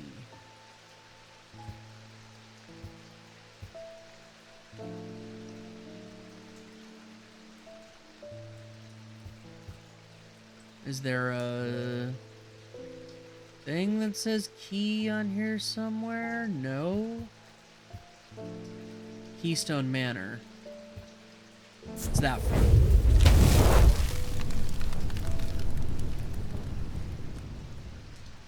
Think things through, rogue. Think things through. A large flat slab of granite marks the otherwise empty field. It bears an inscription. On this spot, in the year 1813, Arthur Key did shoot and killed the beloved horse of Wellington Lock. Buried at the foot of the slab, I find an unlocked chest containing a handful of legal documents as well as a pistol, and another item that catches my attention.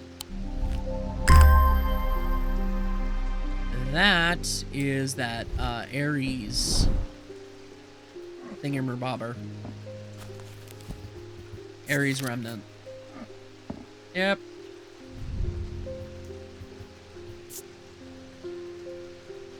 Polished gemstones.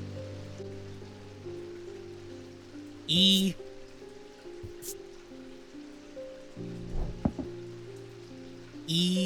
Phoenix. Gemstone constellation, indeed. Produces synesthesia. Colors and tones, light and shadow can be felt through touch.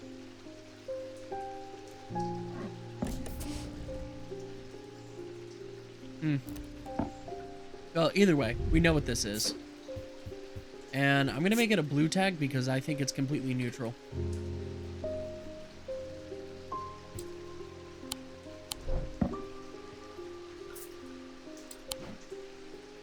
Ah, I've done that many a time. Hey! I got an achievement for petting Jupiter 30 times. I figured there was an achievement in this game for petting the cat, given that, you know, Strange Horticulture had an achievement for petting Hellebore. But Eli White. Oh, yes. Yes, hi, Eli. Yeah, the shop's still standing. Uh-huh. That's true. Undermere is never quiet for long.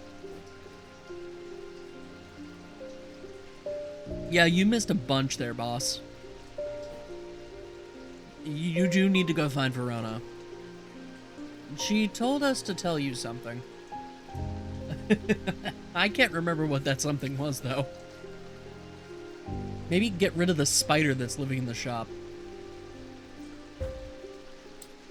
Okay, so Quiet Susan unearthed a trinket or two. Feathers. Pinkish gemstone, green porcelain, a white feather, gold. Smells like rotten eggs. Cool and smooth. The feathers are soft to the touch. We'll just set that over here.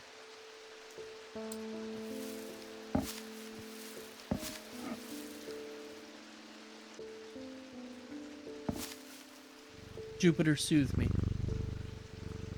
Yes, thanks, Quiet Susan, for giving us such a stinky gift. Oh. Hello, Edith. I am not a good person. I'm pushing away the only people I care about. Help me do better, please. I have to change, but I don't know how. What you have that can help me banish my inner demons and make the changes stick this time?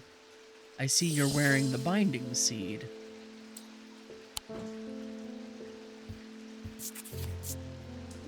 Okay. Horn shackle, perhaps? Yes. Yes, well, perhaps this horn shackle will assist you in no longer stealing.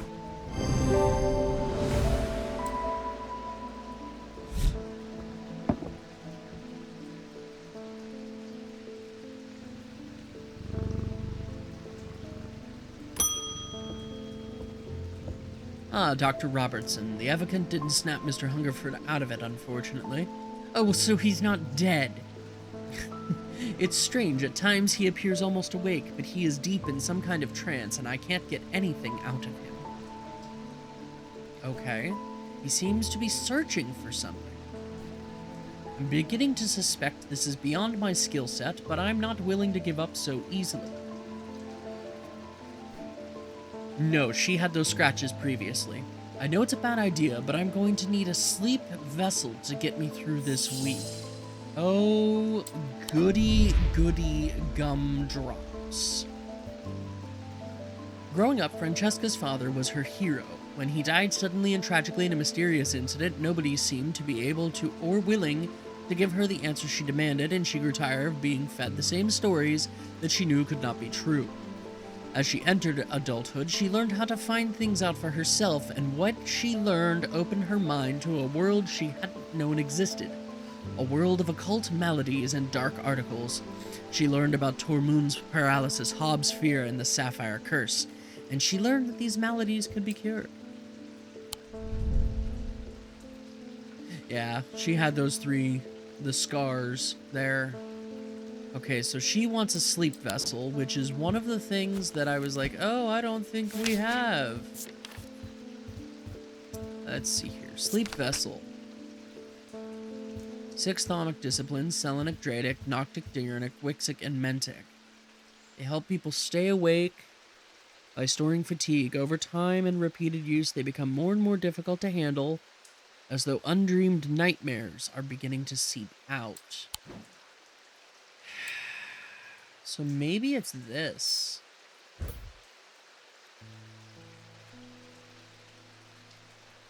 I don't think we have anything else that fits that description.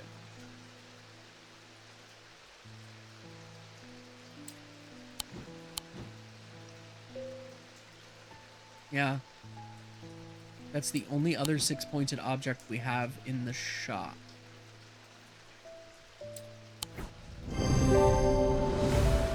Okay.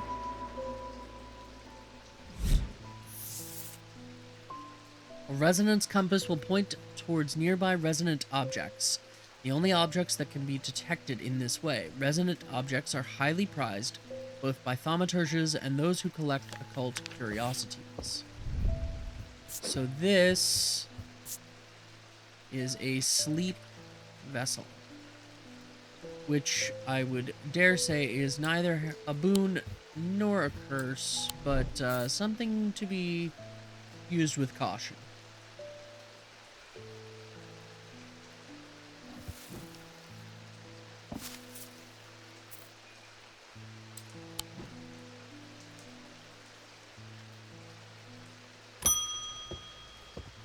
Althea O'Shea.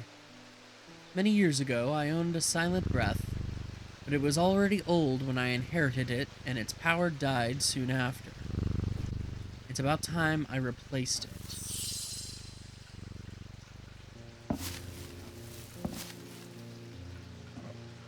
Well, I believe that is a silent breath.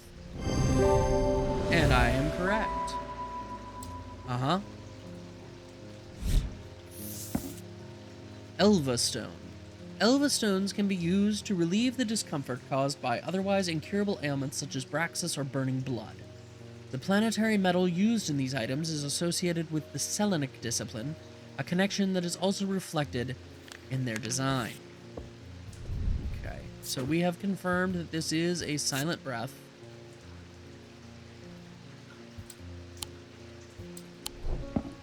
Which I would lean towards being beneficial. I'm going to keep that down here. Might be useful for us. Yellowed paper. Strong odor, and when I shake it, it rattles. It's cool and smooth.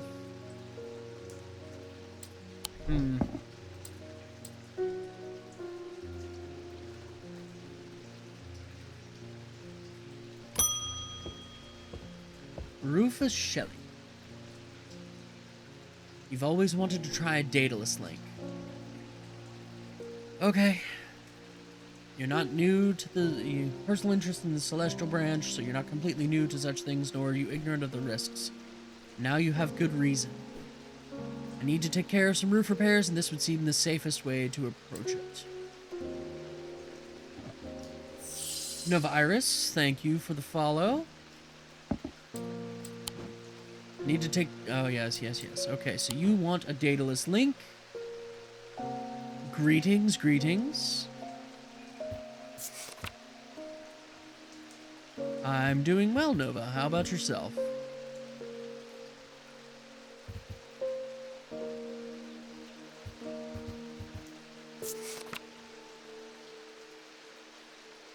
Okay, I mean, this does emit a levitation field. It is incredibly light.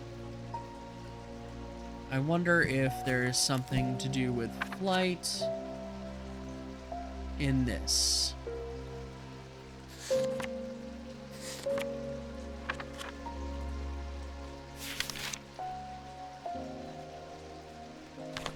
It is something that we can figure out after my break. It is going all right. I am actually just about to take a little break. I need to stand up and stretch and turn on some lights in my room. So I will be back after I am done doing so. Okay, and I am back. To answer your question, Nova, what games do I play besides this? Well, previously played Strange Horticulture, immediately preceding. Before that, Riven, excuse me, Daggerfall. I kind of play whatever, really. Although I do tend to lean more towards story-based games as opposed to, like, FPS or, action-based games. Anywho, Daedalus Link, pretty sure this is one. We're gonna try it. I am incorrect. Okay.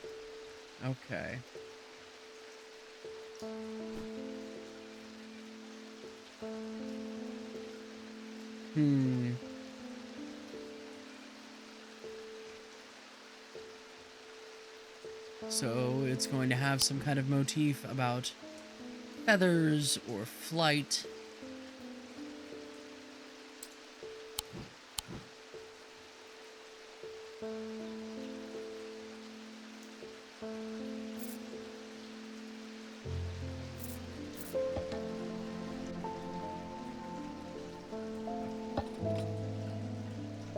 Doesn't even weigh half a pound.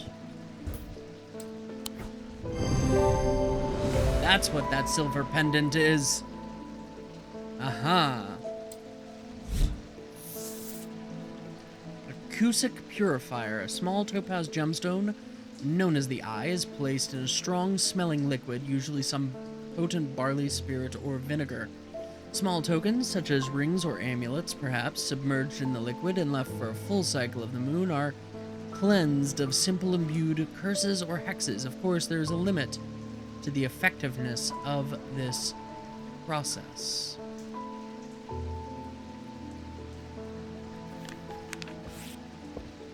Okay. So this is definitely a Daedalus link.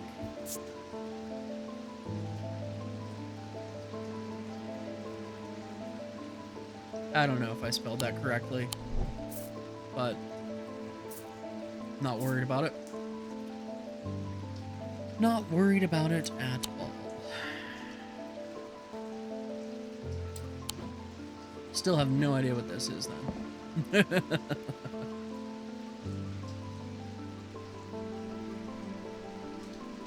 Jupiter. Edmund, you're back.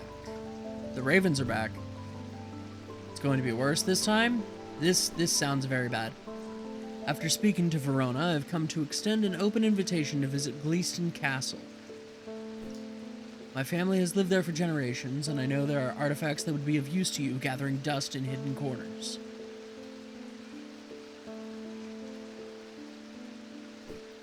All I ask is that you stay out of the South Tower and the master bedroom, presumably because that's where you're sleeping, and run anything you find by me first, of course.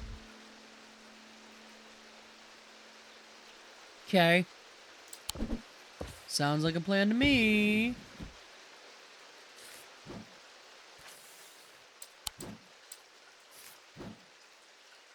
Here's something to get you started. Walk past the main staircase and turn left. Follow that corridor down to the end and go through the door to the left. There's a small plinth in the corner of that room with an item on it that you are welcome to. I never did like it anyway. Edmund. Oh. Oh. Oh, we have multiple maps, folks. Ooh, that's exciting. Okay. Past the main staircase.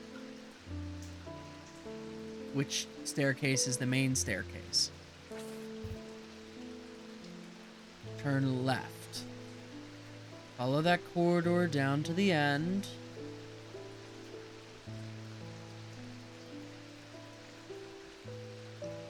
And go through the door on the left.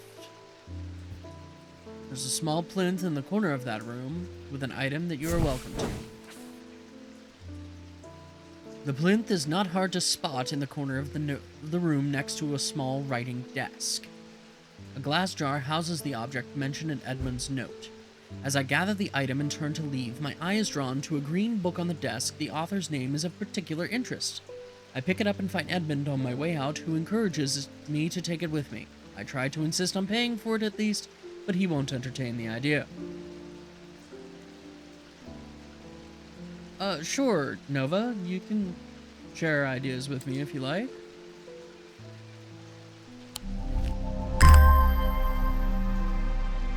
Gemstones and their thaumic properties.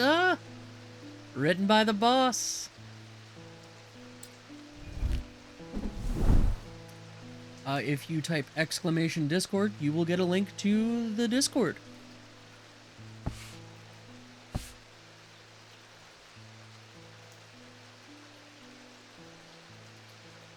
I think if you go onto my Discord server, you can find my Discord username. It's all one word.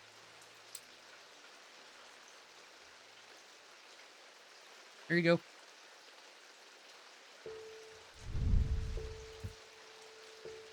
Silver.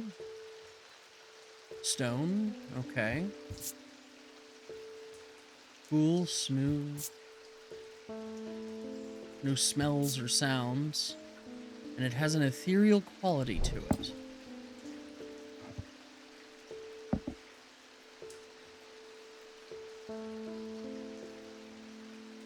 Why does that seem like it would be something that...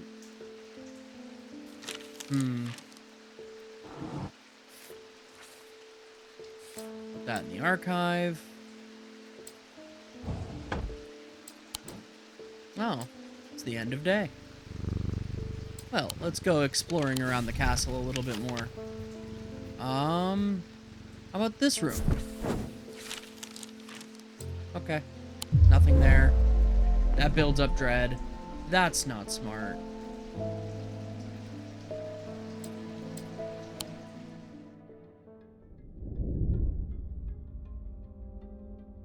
At the end of a long passageway, after days spent clearing away dangerous rockfalls, the duo came upon a chamber. In it, they found a small stone tomb, too small to contain human remains.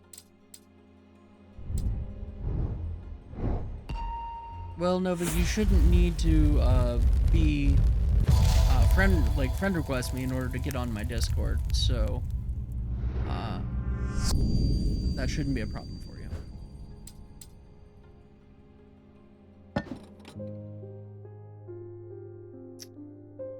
Day 5, Monday.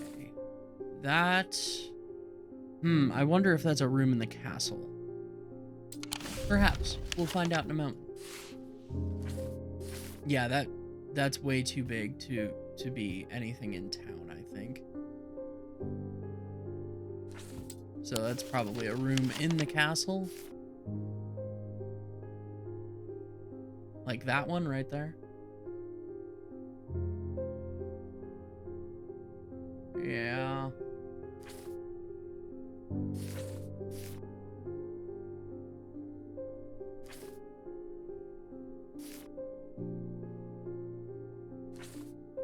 Robbery. Alright, let's check it out. A portrait of some dead lord eyes me suspiciously as I enter the room and start absent-mindedly opening drawers. The room is cold and austere, and I am about to leave when I spot a crate under the chest of drawers. This could be something. Ooh, well that's an interesting figurine. Totem of some description. Pinkish gemstone, bronze, stone. Cold to the touch, but the metal is warm. And the stone is cool and smooth. Nova, I am not going to drop everything in the middle of my broadcast to send somebody a friend request on Discord.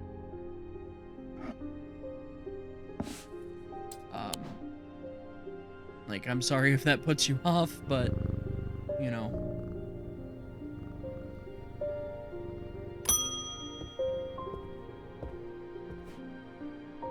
Oh, you're not sure about the fog today, huh, David? It's an eerie atmosphere out there, especially with those ravens back again. It's usually fierce black dogs I have to worry about, not big black birds. Better off inside, I reckon. Okay, Nova, this isn't gonna happen, so if you're gonna keep, you know, haranguing me about it, I'm gonna ban you.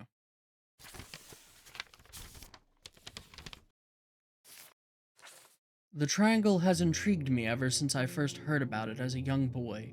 What caused...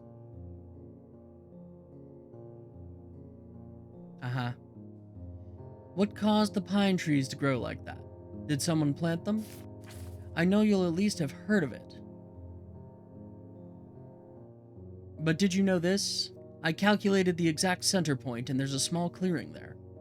It can't be a coincidence. What's more, there's a certain energy about it, not entirely unwelcoming either. I wonder if you might take a look for yourself. Thomas Pope and Hamish. Thank you, Phoenix, for taking care of that.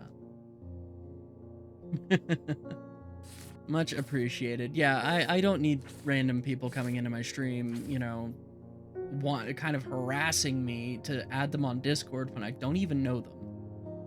And then, you know, yeah. Like, I get it. I'm an artist too. Like, I'm a photographer. I live off of, you know, commissions and stuff, but come on. Anyway.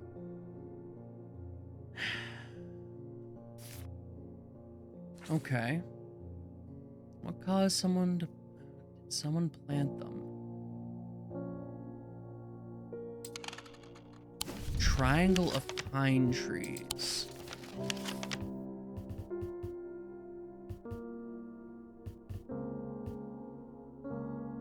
Triangular formation of pine trees.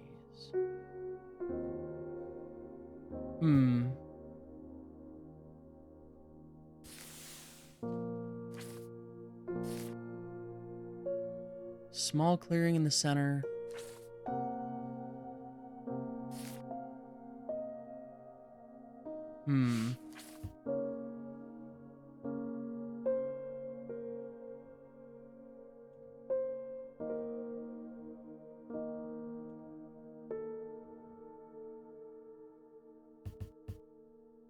Heathwood.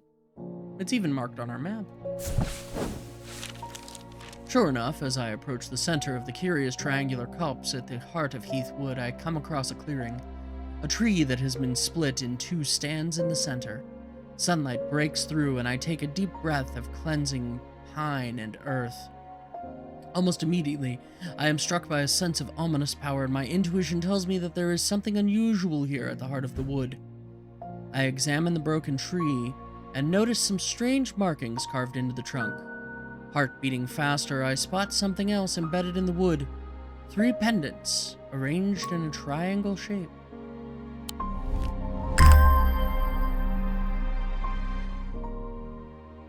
Interesting.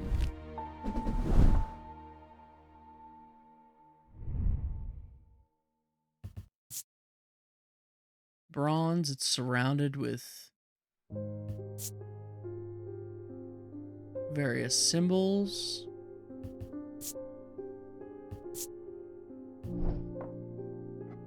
Very intriguing.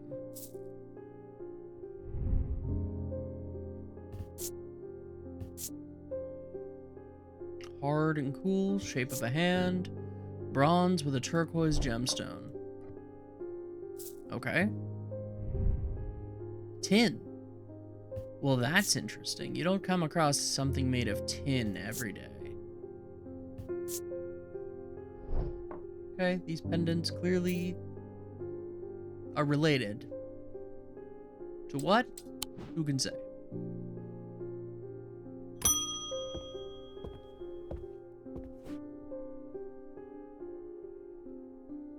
It has been many years since I performed the rite of red knives, but I can still remember every step. I'd do it one more time before I die if only I could get my hands on an Orford spire. I tried that place in Arnside and they sent me here. Well, here's your Orford spire. Uh-huh. Emphesian Talon. The League of Emphesian Heart uses these items as part of its grim initiation rite. They guard their secrets closely, but it is said that they worship the ancient nameless gods, communing with them via the broken path. Acolytes must press the tip of a talon hard against their cheekbone to the point of drawing blood. They perform this act nightly for 49 days, 7 sevens, after which the scar will forever mark them. Okay.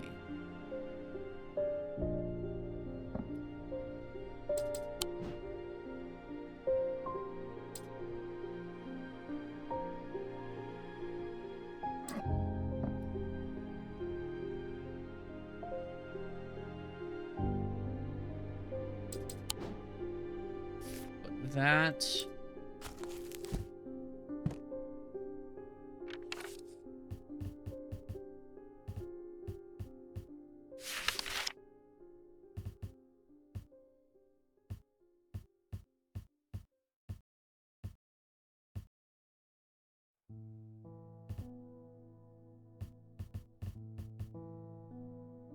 Darn it. No. What was the name of that? The pages we just unlocked? I've already forgotten.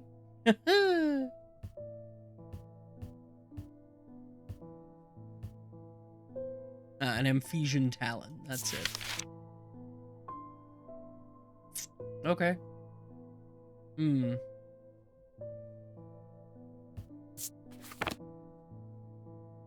So whatever it will have, it's gonna have like 2 sharp bits on it. It looks like. Maybe that. Who knows?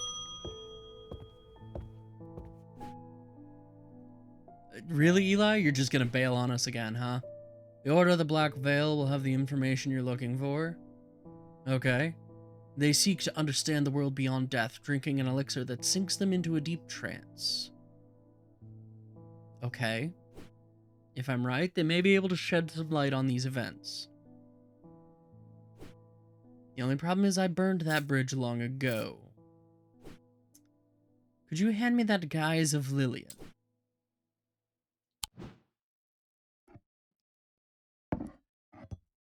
Okay. Here you go.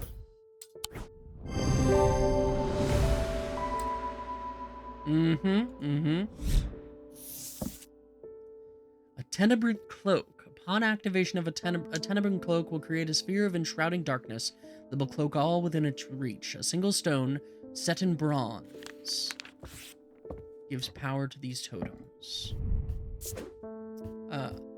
Likewise, this is completely neutral. It can be used for good or ill.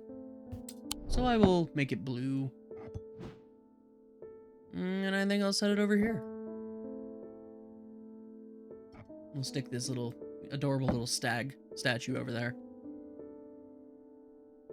Okay. Ding! Fries are done. Like, what's her face's scar? No, that's like 3 scratches on Dr. Robertson's face. Your eyes have completely gone now, but it's good to know I still have my cat senses. I do hope I'm in the right place. My daughter told me that the shop specializes in unusual items. My life's joy has always been painting. Without that in my life, I'm afraid I'm at a bit of a loss. I know that I will never see again, but is there anything in your collection that might help me paint again? I feel a little foolish for asking. It seems such a small thing, but to me it means everything. So either a spirit eye or an Ares remnant. Well, alright, let's look at the book. What would a spirit eye do for her?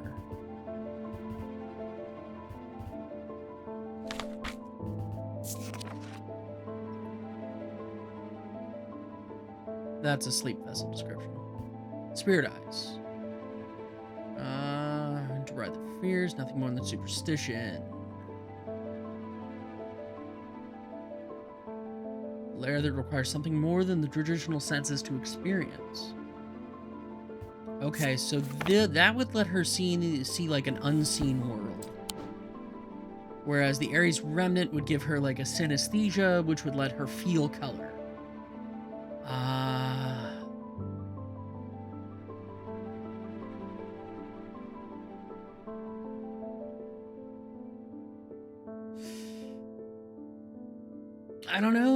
I don't know.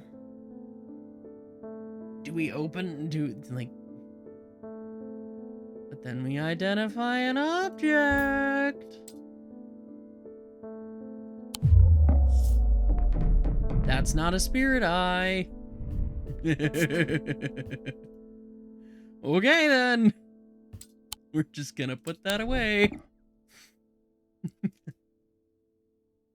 That was a lot of dread. That was a lot of dread. Okay.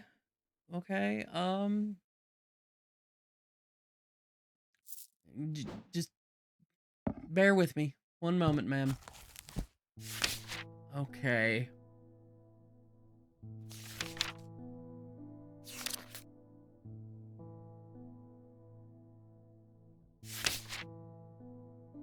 Hold.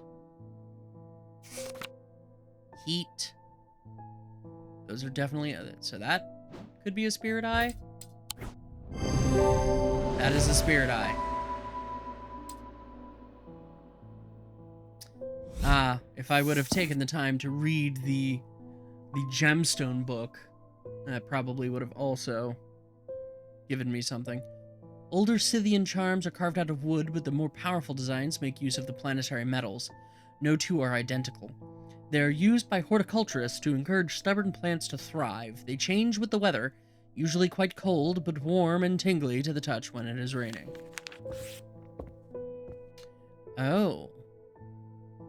Interesting.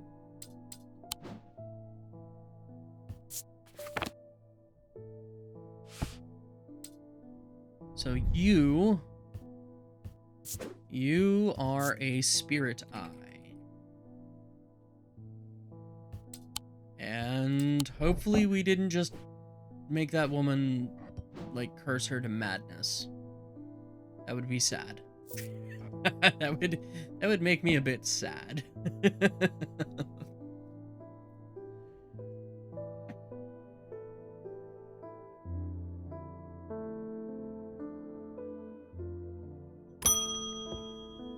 Clarence Hawker.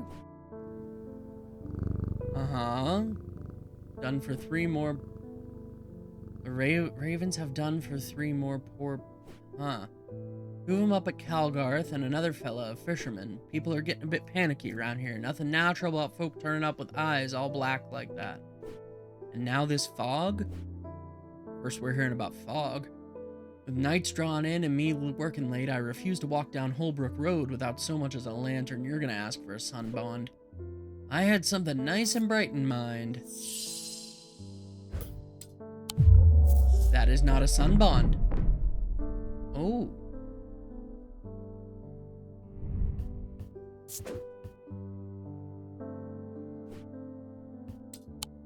Oh.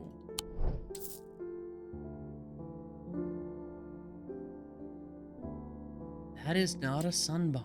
Okay.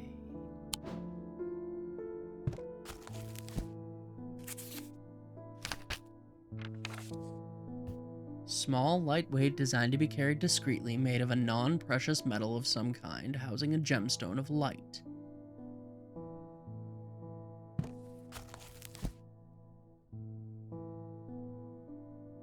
Sunstone, so fire and light, heat and life. That's probably bloodstone. That's probably what that is. That thing is clutching up there. Let's see here. Stone of protection and enveloping night. That's the moonstone.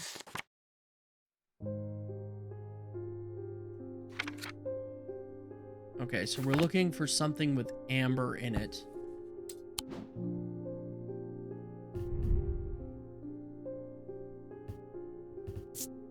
Bronze.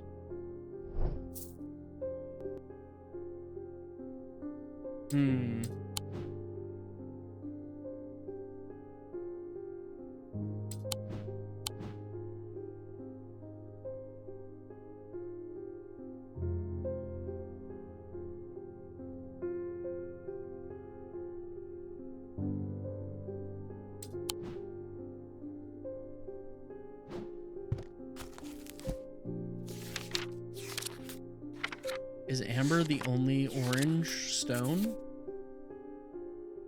Yellow or orange, sometimes containing impurities. Okay.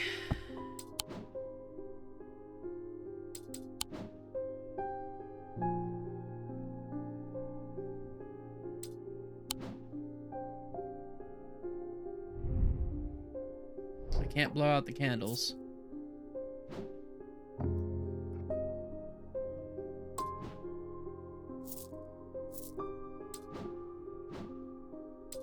Designed to be carried discreetly. Non-precious metal.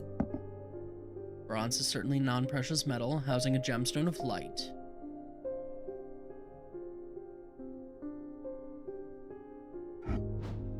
I guess we'll try that. Okay, there we go. You know, I did closer inspection, and it didn't say a single thing about it being warm. Cyrene Ward, made from basilisk scales, a material known to endure intense heat, these unusual objects permit the bearer to withstand fire and flame and remain unharmed. They do not, however, offer protection against the deadly basilisk itself.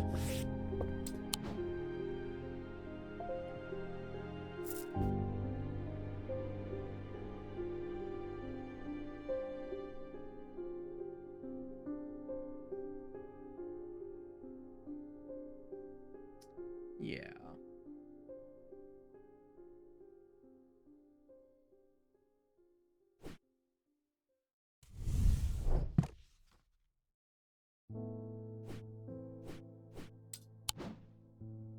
Okay.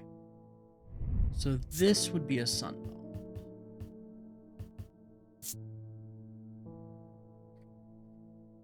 And again, neutral, neither good nor ill. Though that begs the question, what is this?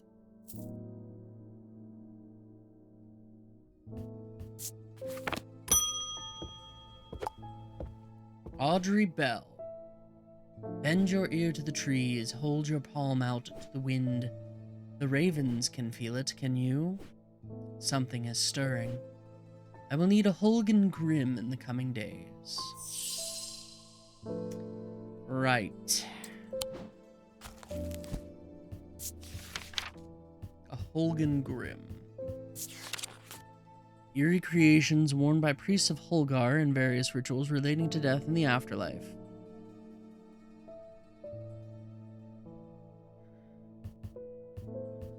Sacrament to ask for protection. Wolfsong's truth. You know?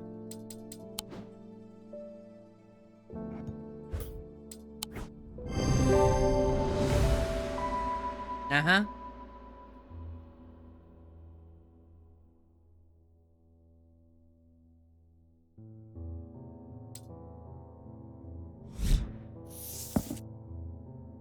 Lead heart. These items depict the god Cernus in his non-human form. They are heavier than they look due to a core of lead hidden by a more modest exterior. They are said to kindle romantic interest and are sometimes given as wedding gifts. Okay. So this is a Holgan Grim.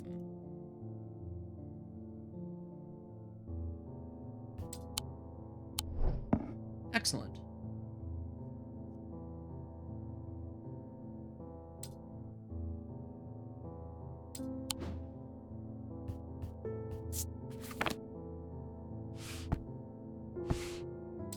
Let's explore a little bit more in the castle, I suppose.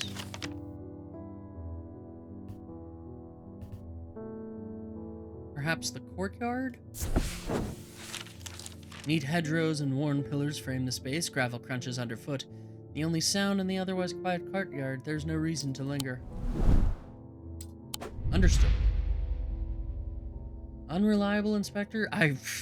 Yeah.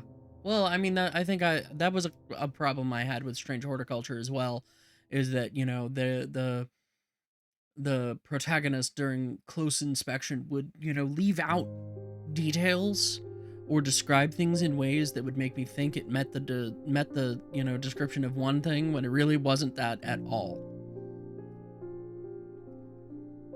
The priest Audrey Bell. Followers of the young warrior god Holgar are not easy to come by, but they make up for their low numbers with the zeal and grandiosity. Their priests have all the self-appointed authority of a village fete organizer, and the power struggles between clergy and acolyte are as bitter and hard-fought as many a debate about bunting or cake stands. Audrey has strong opinions about death and the afterlife, perhaps forgetting that the god she follows is best known for sending thousands of people reluctantly to it, but had very little to say about its substance. Oof.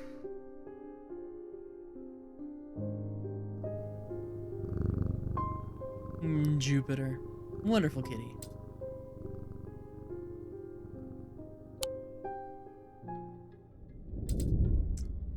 Inside was the reason they had toiled so hard, a small black casket, a very valuable small black casket. They knew enough not to open it, but perhaps too little to fully understand the danger it posed.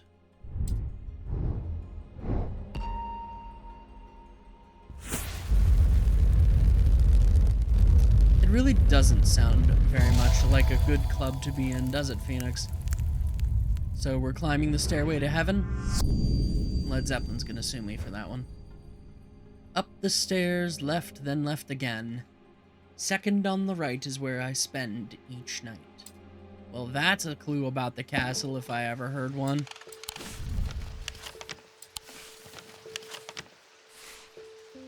Up the stairs.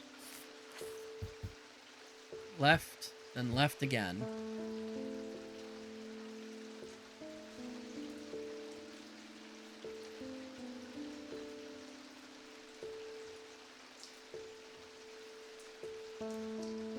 All right. Or maybe instead, up the stairs, left, then left again. Second door on the right.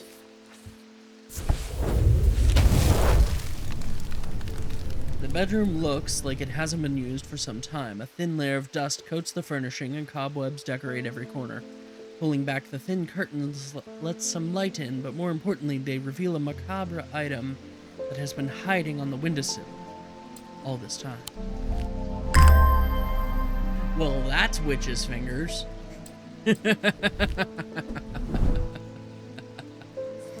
That is definitely a set of witch's fingers. Sorry, witch's finger.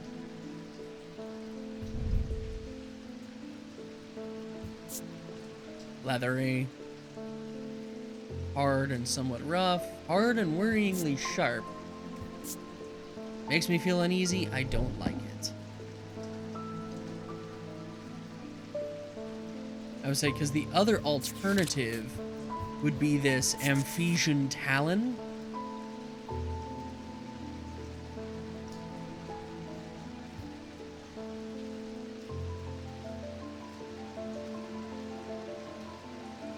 You know, because that looks to be about the right size and shape.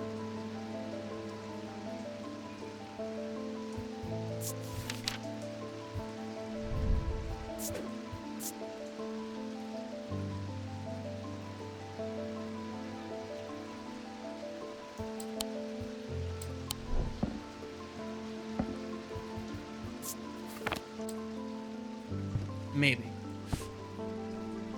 It does match the face wound. But it's a pair of fingers. I don't know. I don't know. Jupiter, what do you have to say? What do you got anything to say about this? Here, Jupiter? Huh?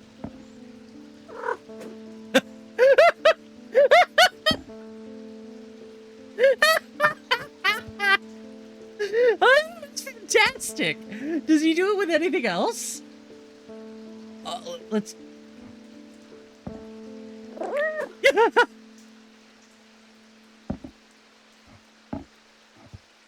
Is that just the thing that Jupiter does? He just knocks things over because he's a lovely kitty who just has to knock everything down?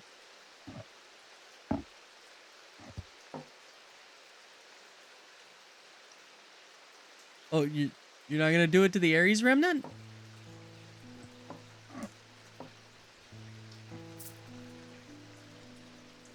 Okay, how about the Shadow Hold? No. Darn it. I'm having too much fun with this cat.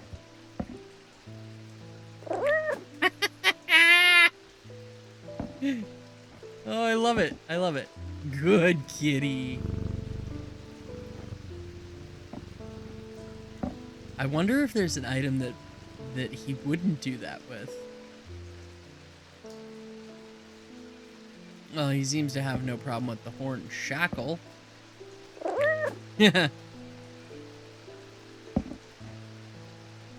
I wonder if we can find something that's like related to cats that he's like that he wouldn't mess with. Of course, I think that might also just be a bit of flavor.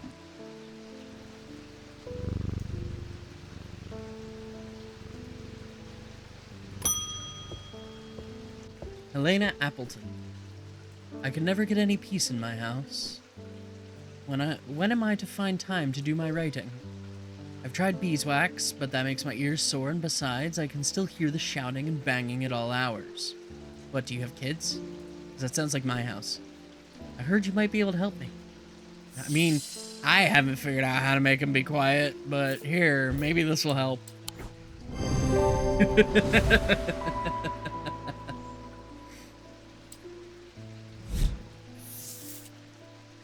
Praise Grace. Worn as a pendant to dispel melancholy, they share the design of a shadow catcher.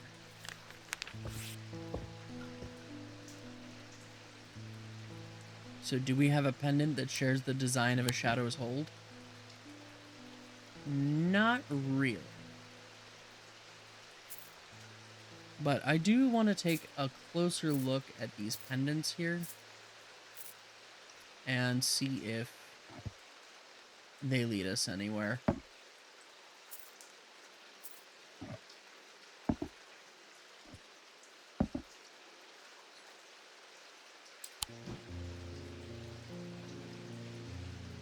Yeah, maybe she does have garbage neighbors. I had some of those too. Like these college kids that partied until 2 a.m. every night when I was in graduate school. Oh, that was awful. That was so awful. I remember watching the surface of my coffee vibrate with the bass from their music.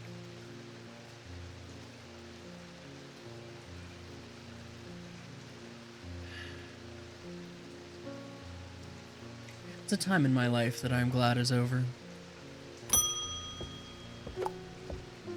Barton Potter. You must be the Thaumaturge's apprentice. I bet he's a hard man to work under. He's helped me out more than once in the past, though. And speaking of the past, my eye has been aching again lately. That can't be a good sign. I'd be willing to make a fair trade for an Elva stone if you have one. Okay. Let's see. Used to relieve discomfort. Planetary metal used in these items is associated with a Selenic discipline, a connection that is reflected in their design. Okay. Selenic is of the moon. The metal of the moon is silver.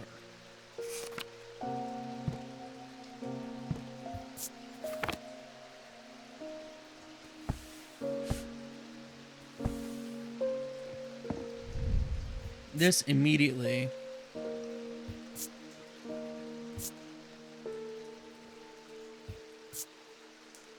comes to mind because it's made of silver.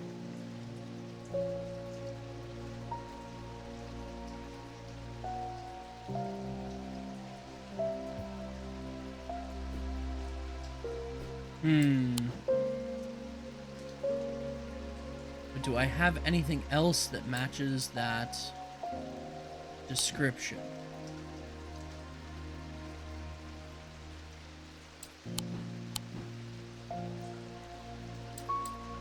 I don't think so.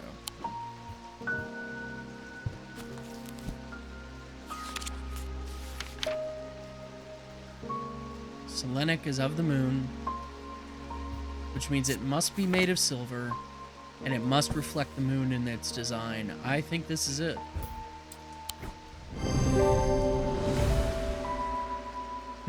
Potter! Listen here, Potter. Oh, what? He just gave us an item. Oh, right. He took our Elva stone. Okay. And he left us with this. Gold, blue gemstones with a silver ring. Warm to the touch, gemstones are cool.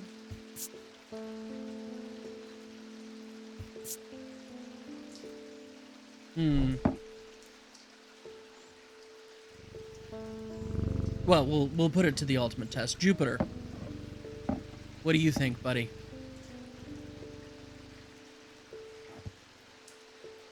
I said Jupiter. What do you think? Okay. Well said, Jupiter. Well said. Good kitty. Verona, you're not looking too happy. Doing some reading. See what you make of this. An ambra. These items cause mental fog, a withering of intellect and thought. They are slow to work, requiring several hours to have any effect. Through prolonged use, they can cause the whites of the eyes to turn black and the subject to become deeply disoriented. They produce a noctic field. The fisherman they found yesterday had been up at Wyatt Beck, so I'm going to see if I can find anything out there. Okay. Here I go again, sticking my nose into trouble because I don't seem to be able to listen to that part of me that says, don't go. It says, go put the kettle on and let someone else deal with it for a change.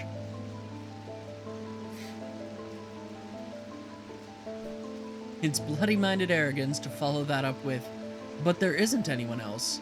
But here we are, and here I am.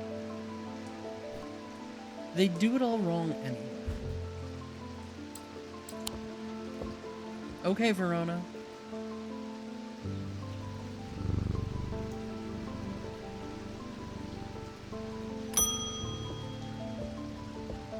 Francis Mason. I have been wearing a pendant that I found in the library, and it does something to me. Does it make you stupid? It gives me an appetite for reading that I cannot control. I mean, you could just be Mrs. Rogue. I was lost in this library for 3 days without eating or sleeping before I managed to take the pendant off and escape. Yeah, that sounds like her. It is rather pretty, though. Someone told me I need a Cusick purifier and that this is the place to get one. Yeah, right? You just wear random jewelry in this land of oddities where things just appear.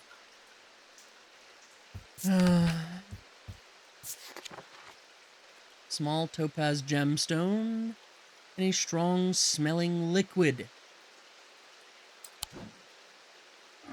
That's this. We heard it rattling earlier. Has the symbol for vinegar on it. Yeah. A valent. The holes in a valent are of roughly equal size and spacing. They are used by the adventurers to help them find their way.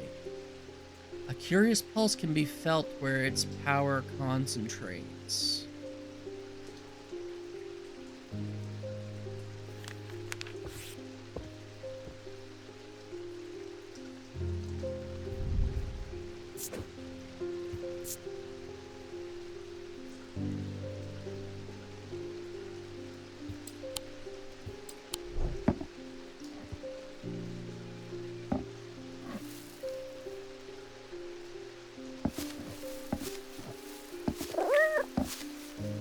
Are you gonna play with the...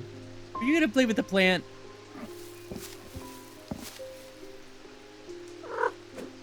No, you just knock it off the shelf. Great, thanks. Thanks, Jupiter. Thanks.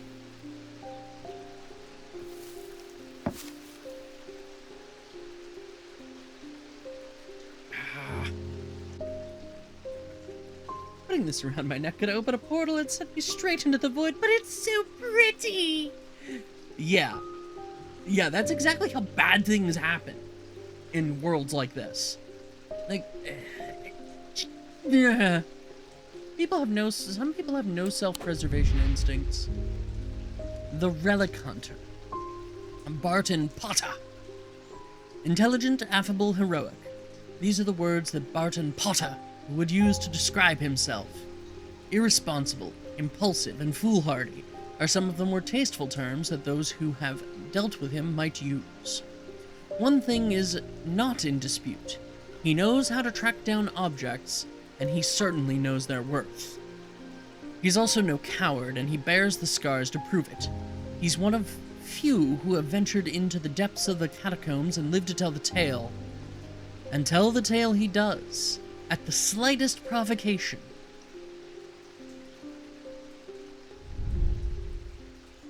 Very good.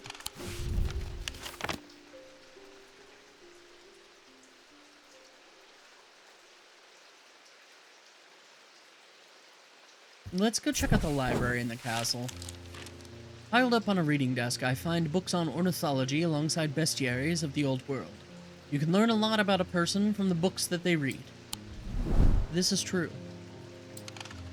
That's why bookshelves are Bookshelves are powerful. That room is marked with the sun. Great. Great. Glad we can have some dread. Yep. Great. Grand. Wonderful. What about this? Oh no, there's our Elvastone.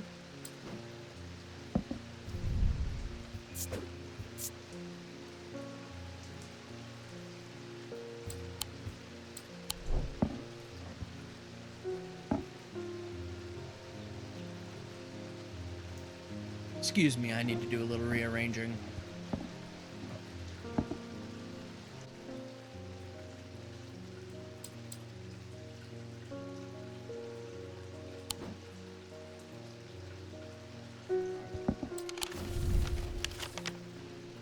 Okay, so that doesn't bring up.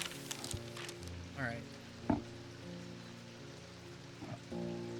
All right, let's take a look at the gemstones in here. What are these gemstones? Kyanite, anchor between body and mind. Yeah.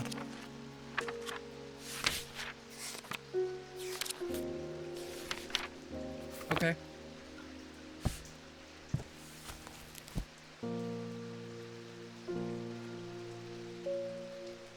This looks like it could possibly be a symbol of the Mentic school? Perhaps?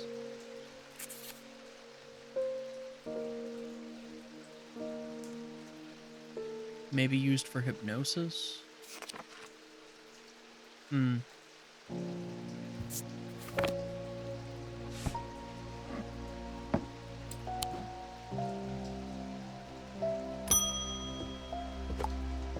Oh, Simone! I've been working on something that you might find interesting. Do you know that nobody who knows who built strange antiquities? It's very old, perhaps the oldest building in Undermere, according to some accounts. Even Eli doesn't know all of its secrets. I had been decoding a journal that he found. It's a slow work, but I've made a bit of breakthrough recently. Have you discovered the plinths below the counter? You mean that? I've learned that they can be used to access the shop's hidden depths. And this journal holds some of the keys. Here's something I discovered late last night. See what you make of it.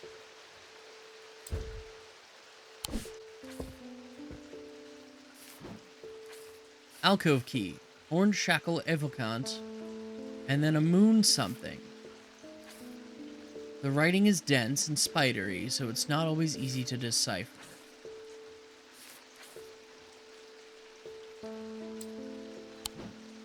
Okay, so a horn shackle, an evocant, and then a moon something.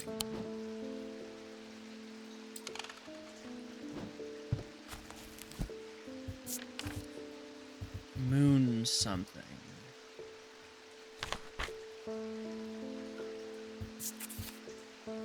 Moonheart, perhaps?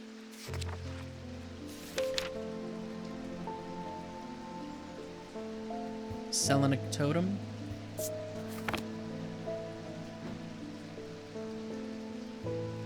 Yeah. Book back on the shelf, please. Thank you. Selenic totem. I have one of those. I just have to remember where I put it. There. There's the Selenic totem.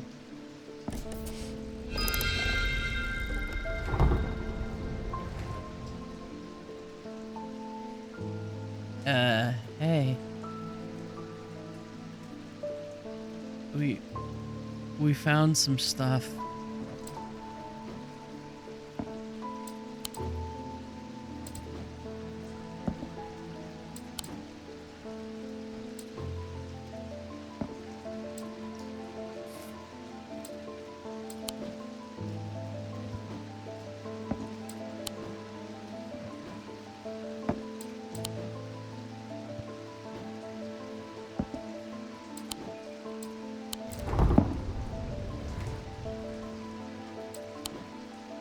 Okay.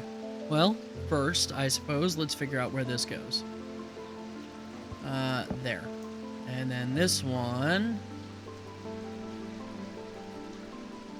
goes there. So we're only missing one more piece.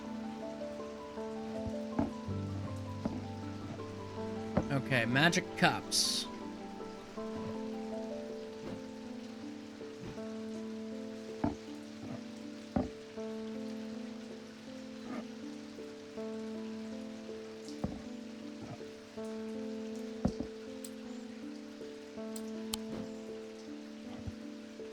I'm assuming they're magic cups. We know what one of these is. And the Kokiri Emerald. I see.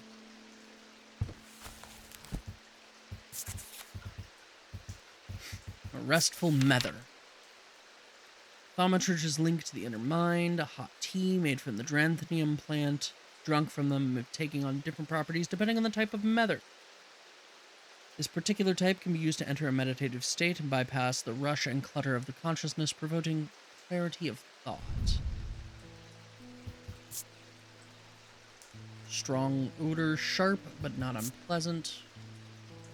Uneven texture. Dark purple, so wood studded with amethysts. Oak, gold paint. Sharp aroma.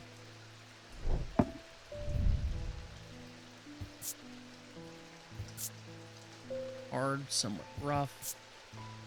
Made of wood. I'm gonna bet that one is the restful nether. But let's take a look here. What is the amethyst? Stone of containment.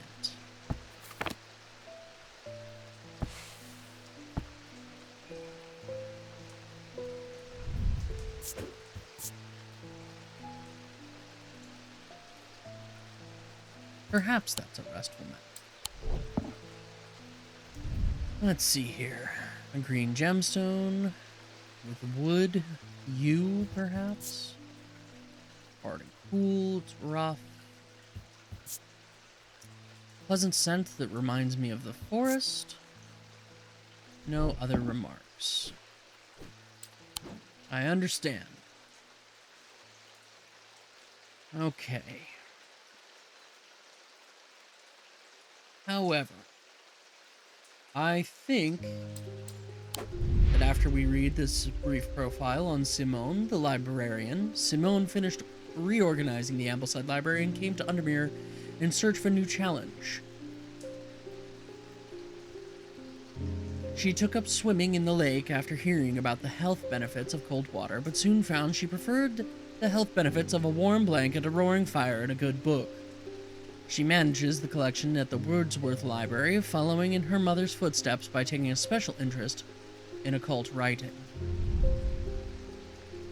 And with that, I think we will have to call it a broadcast.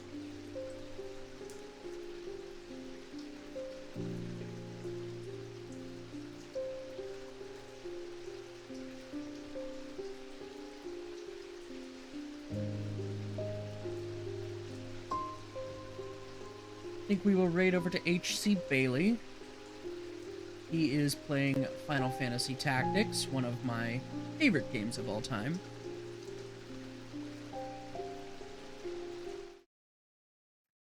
Thank you all for joining me, and I'll see you next stream.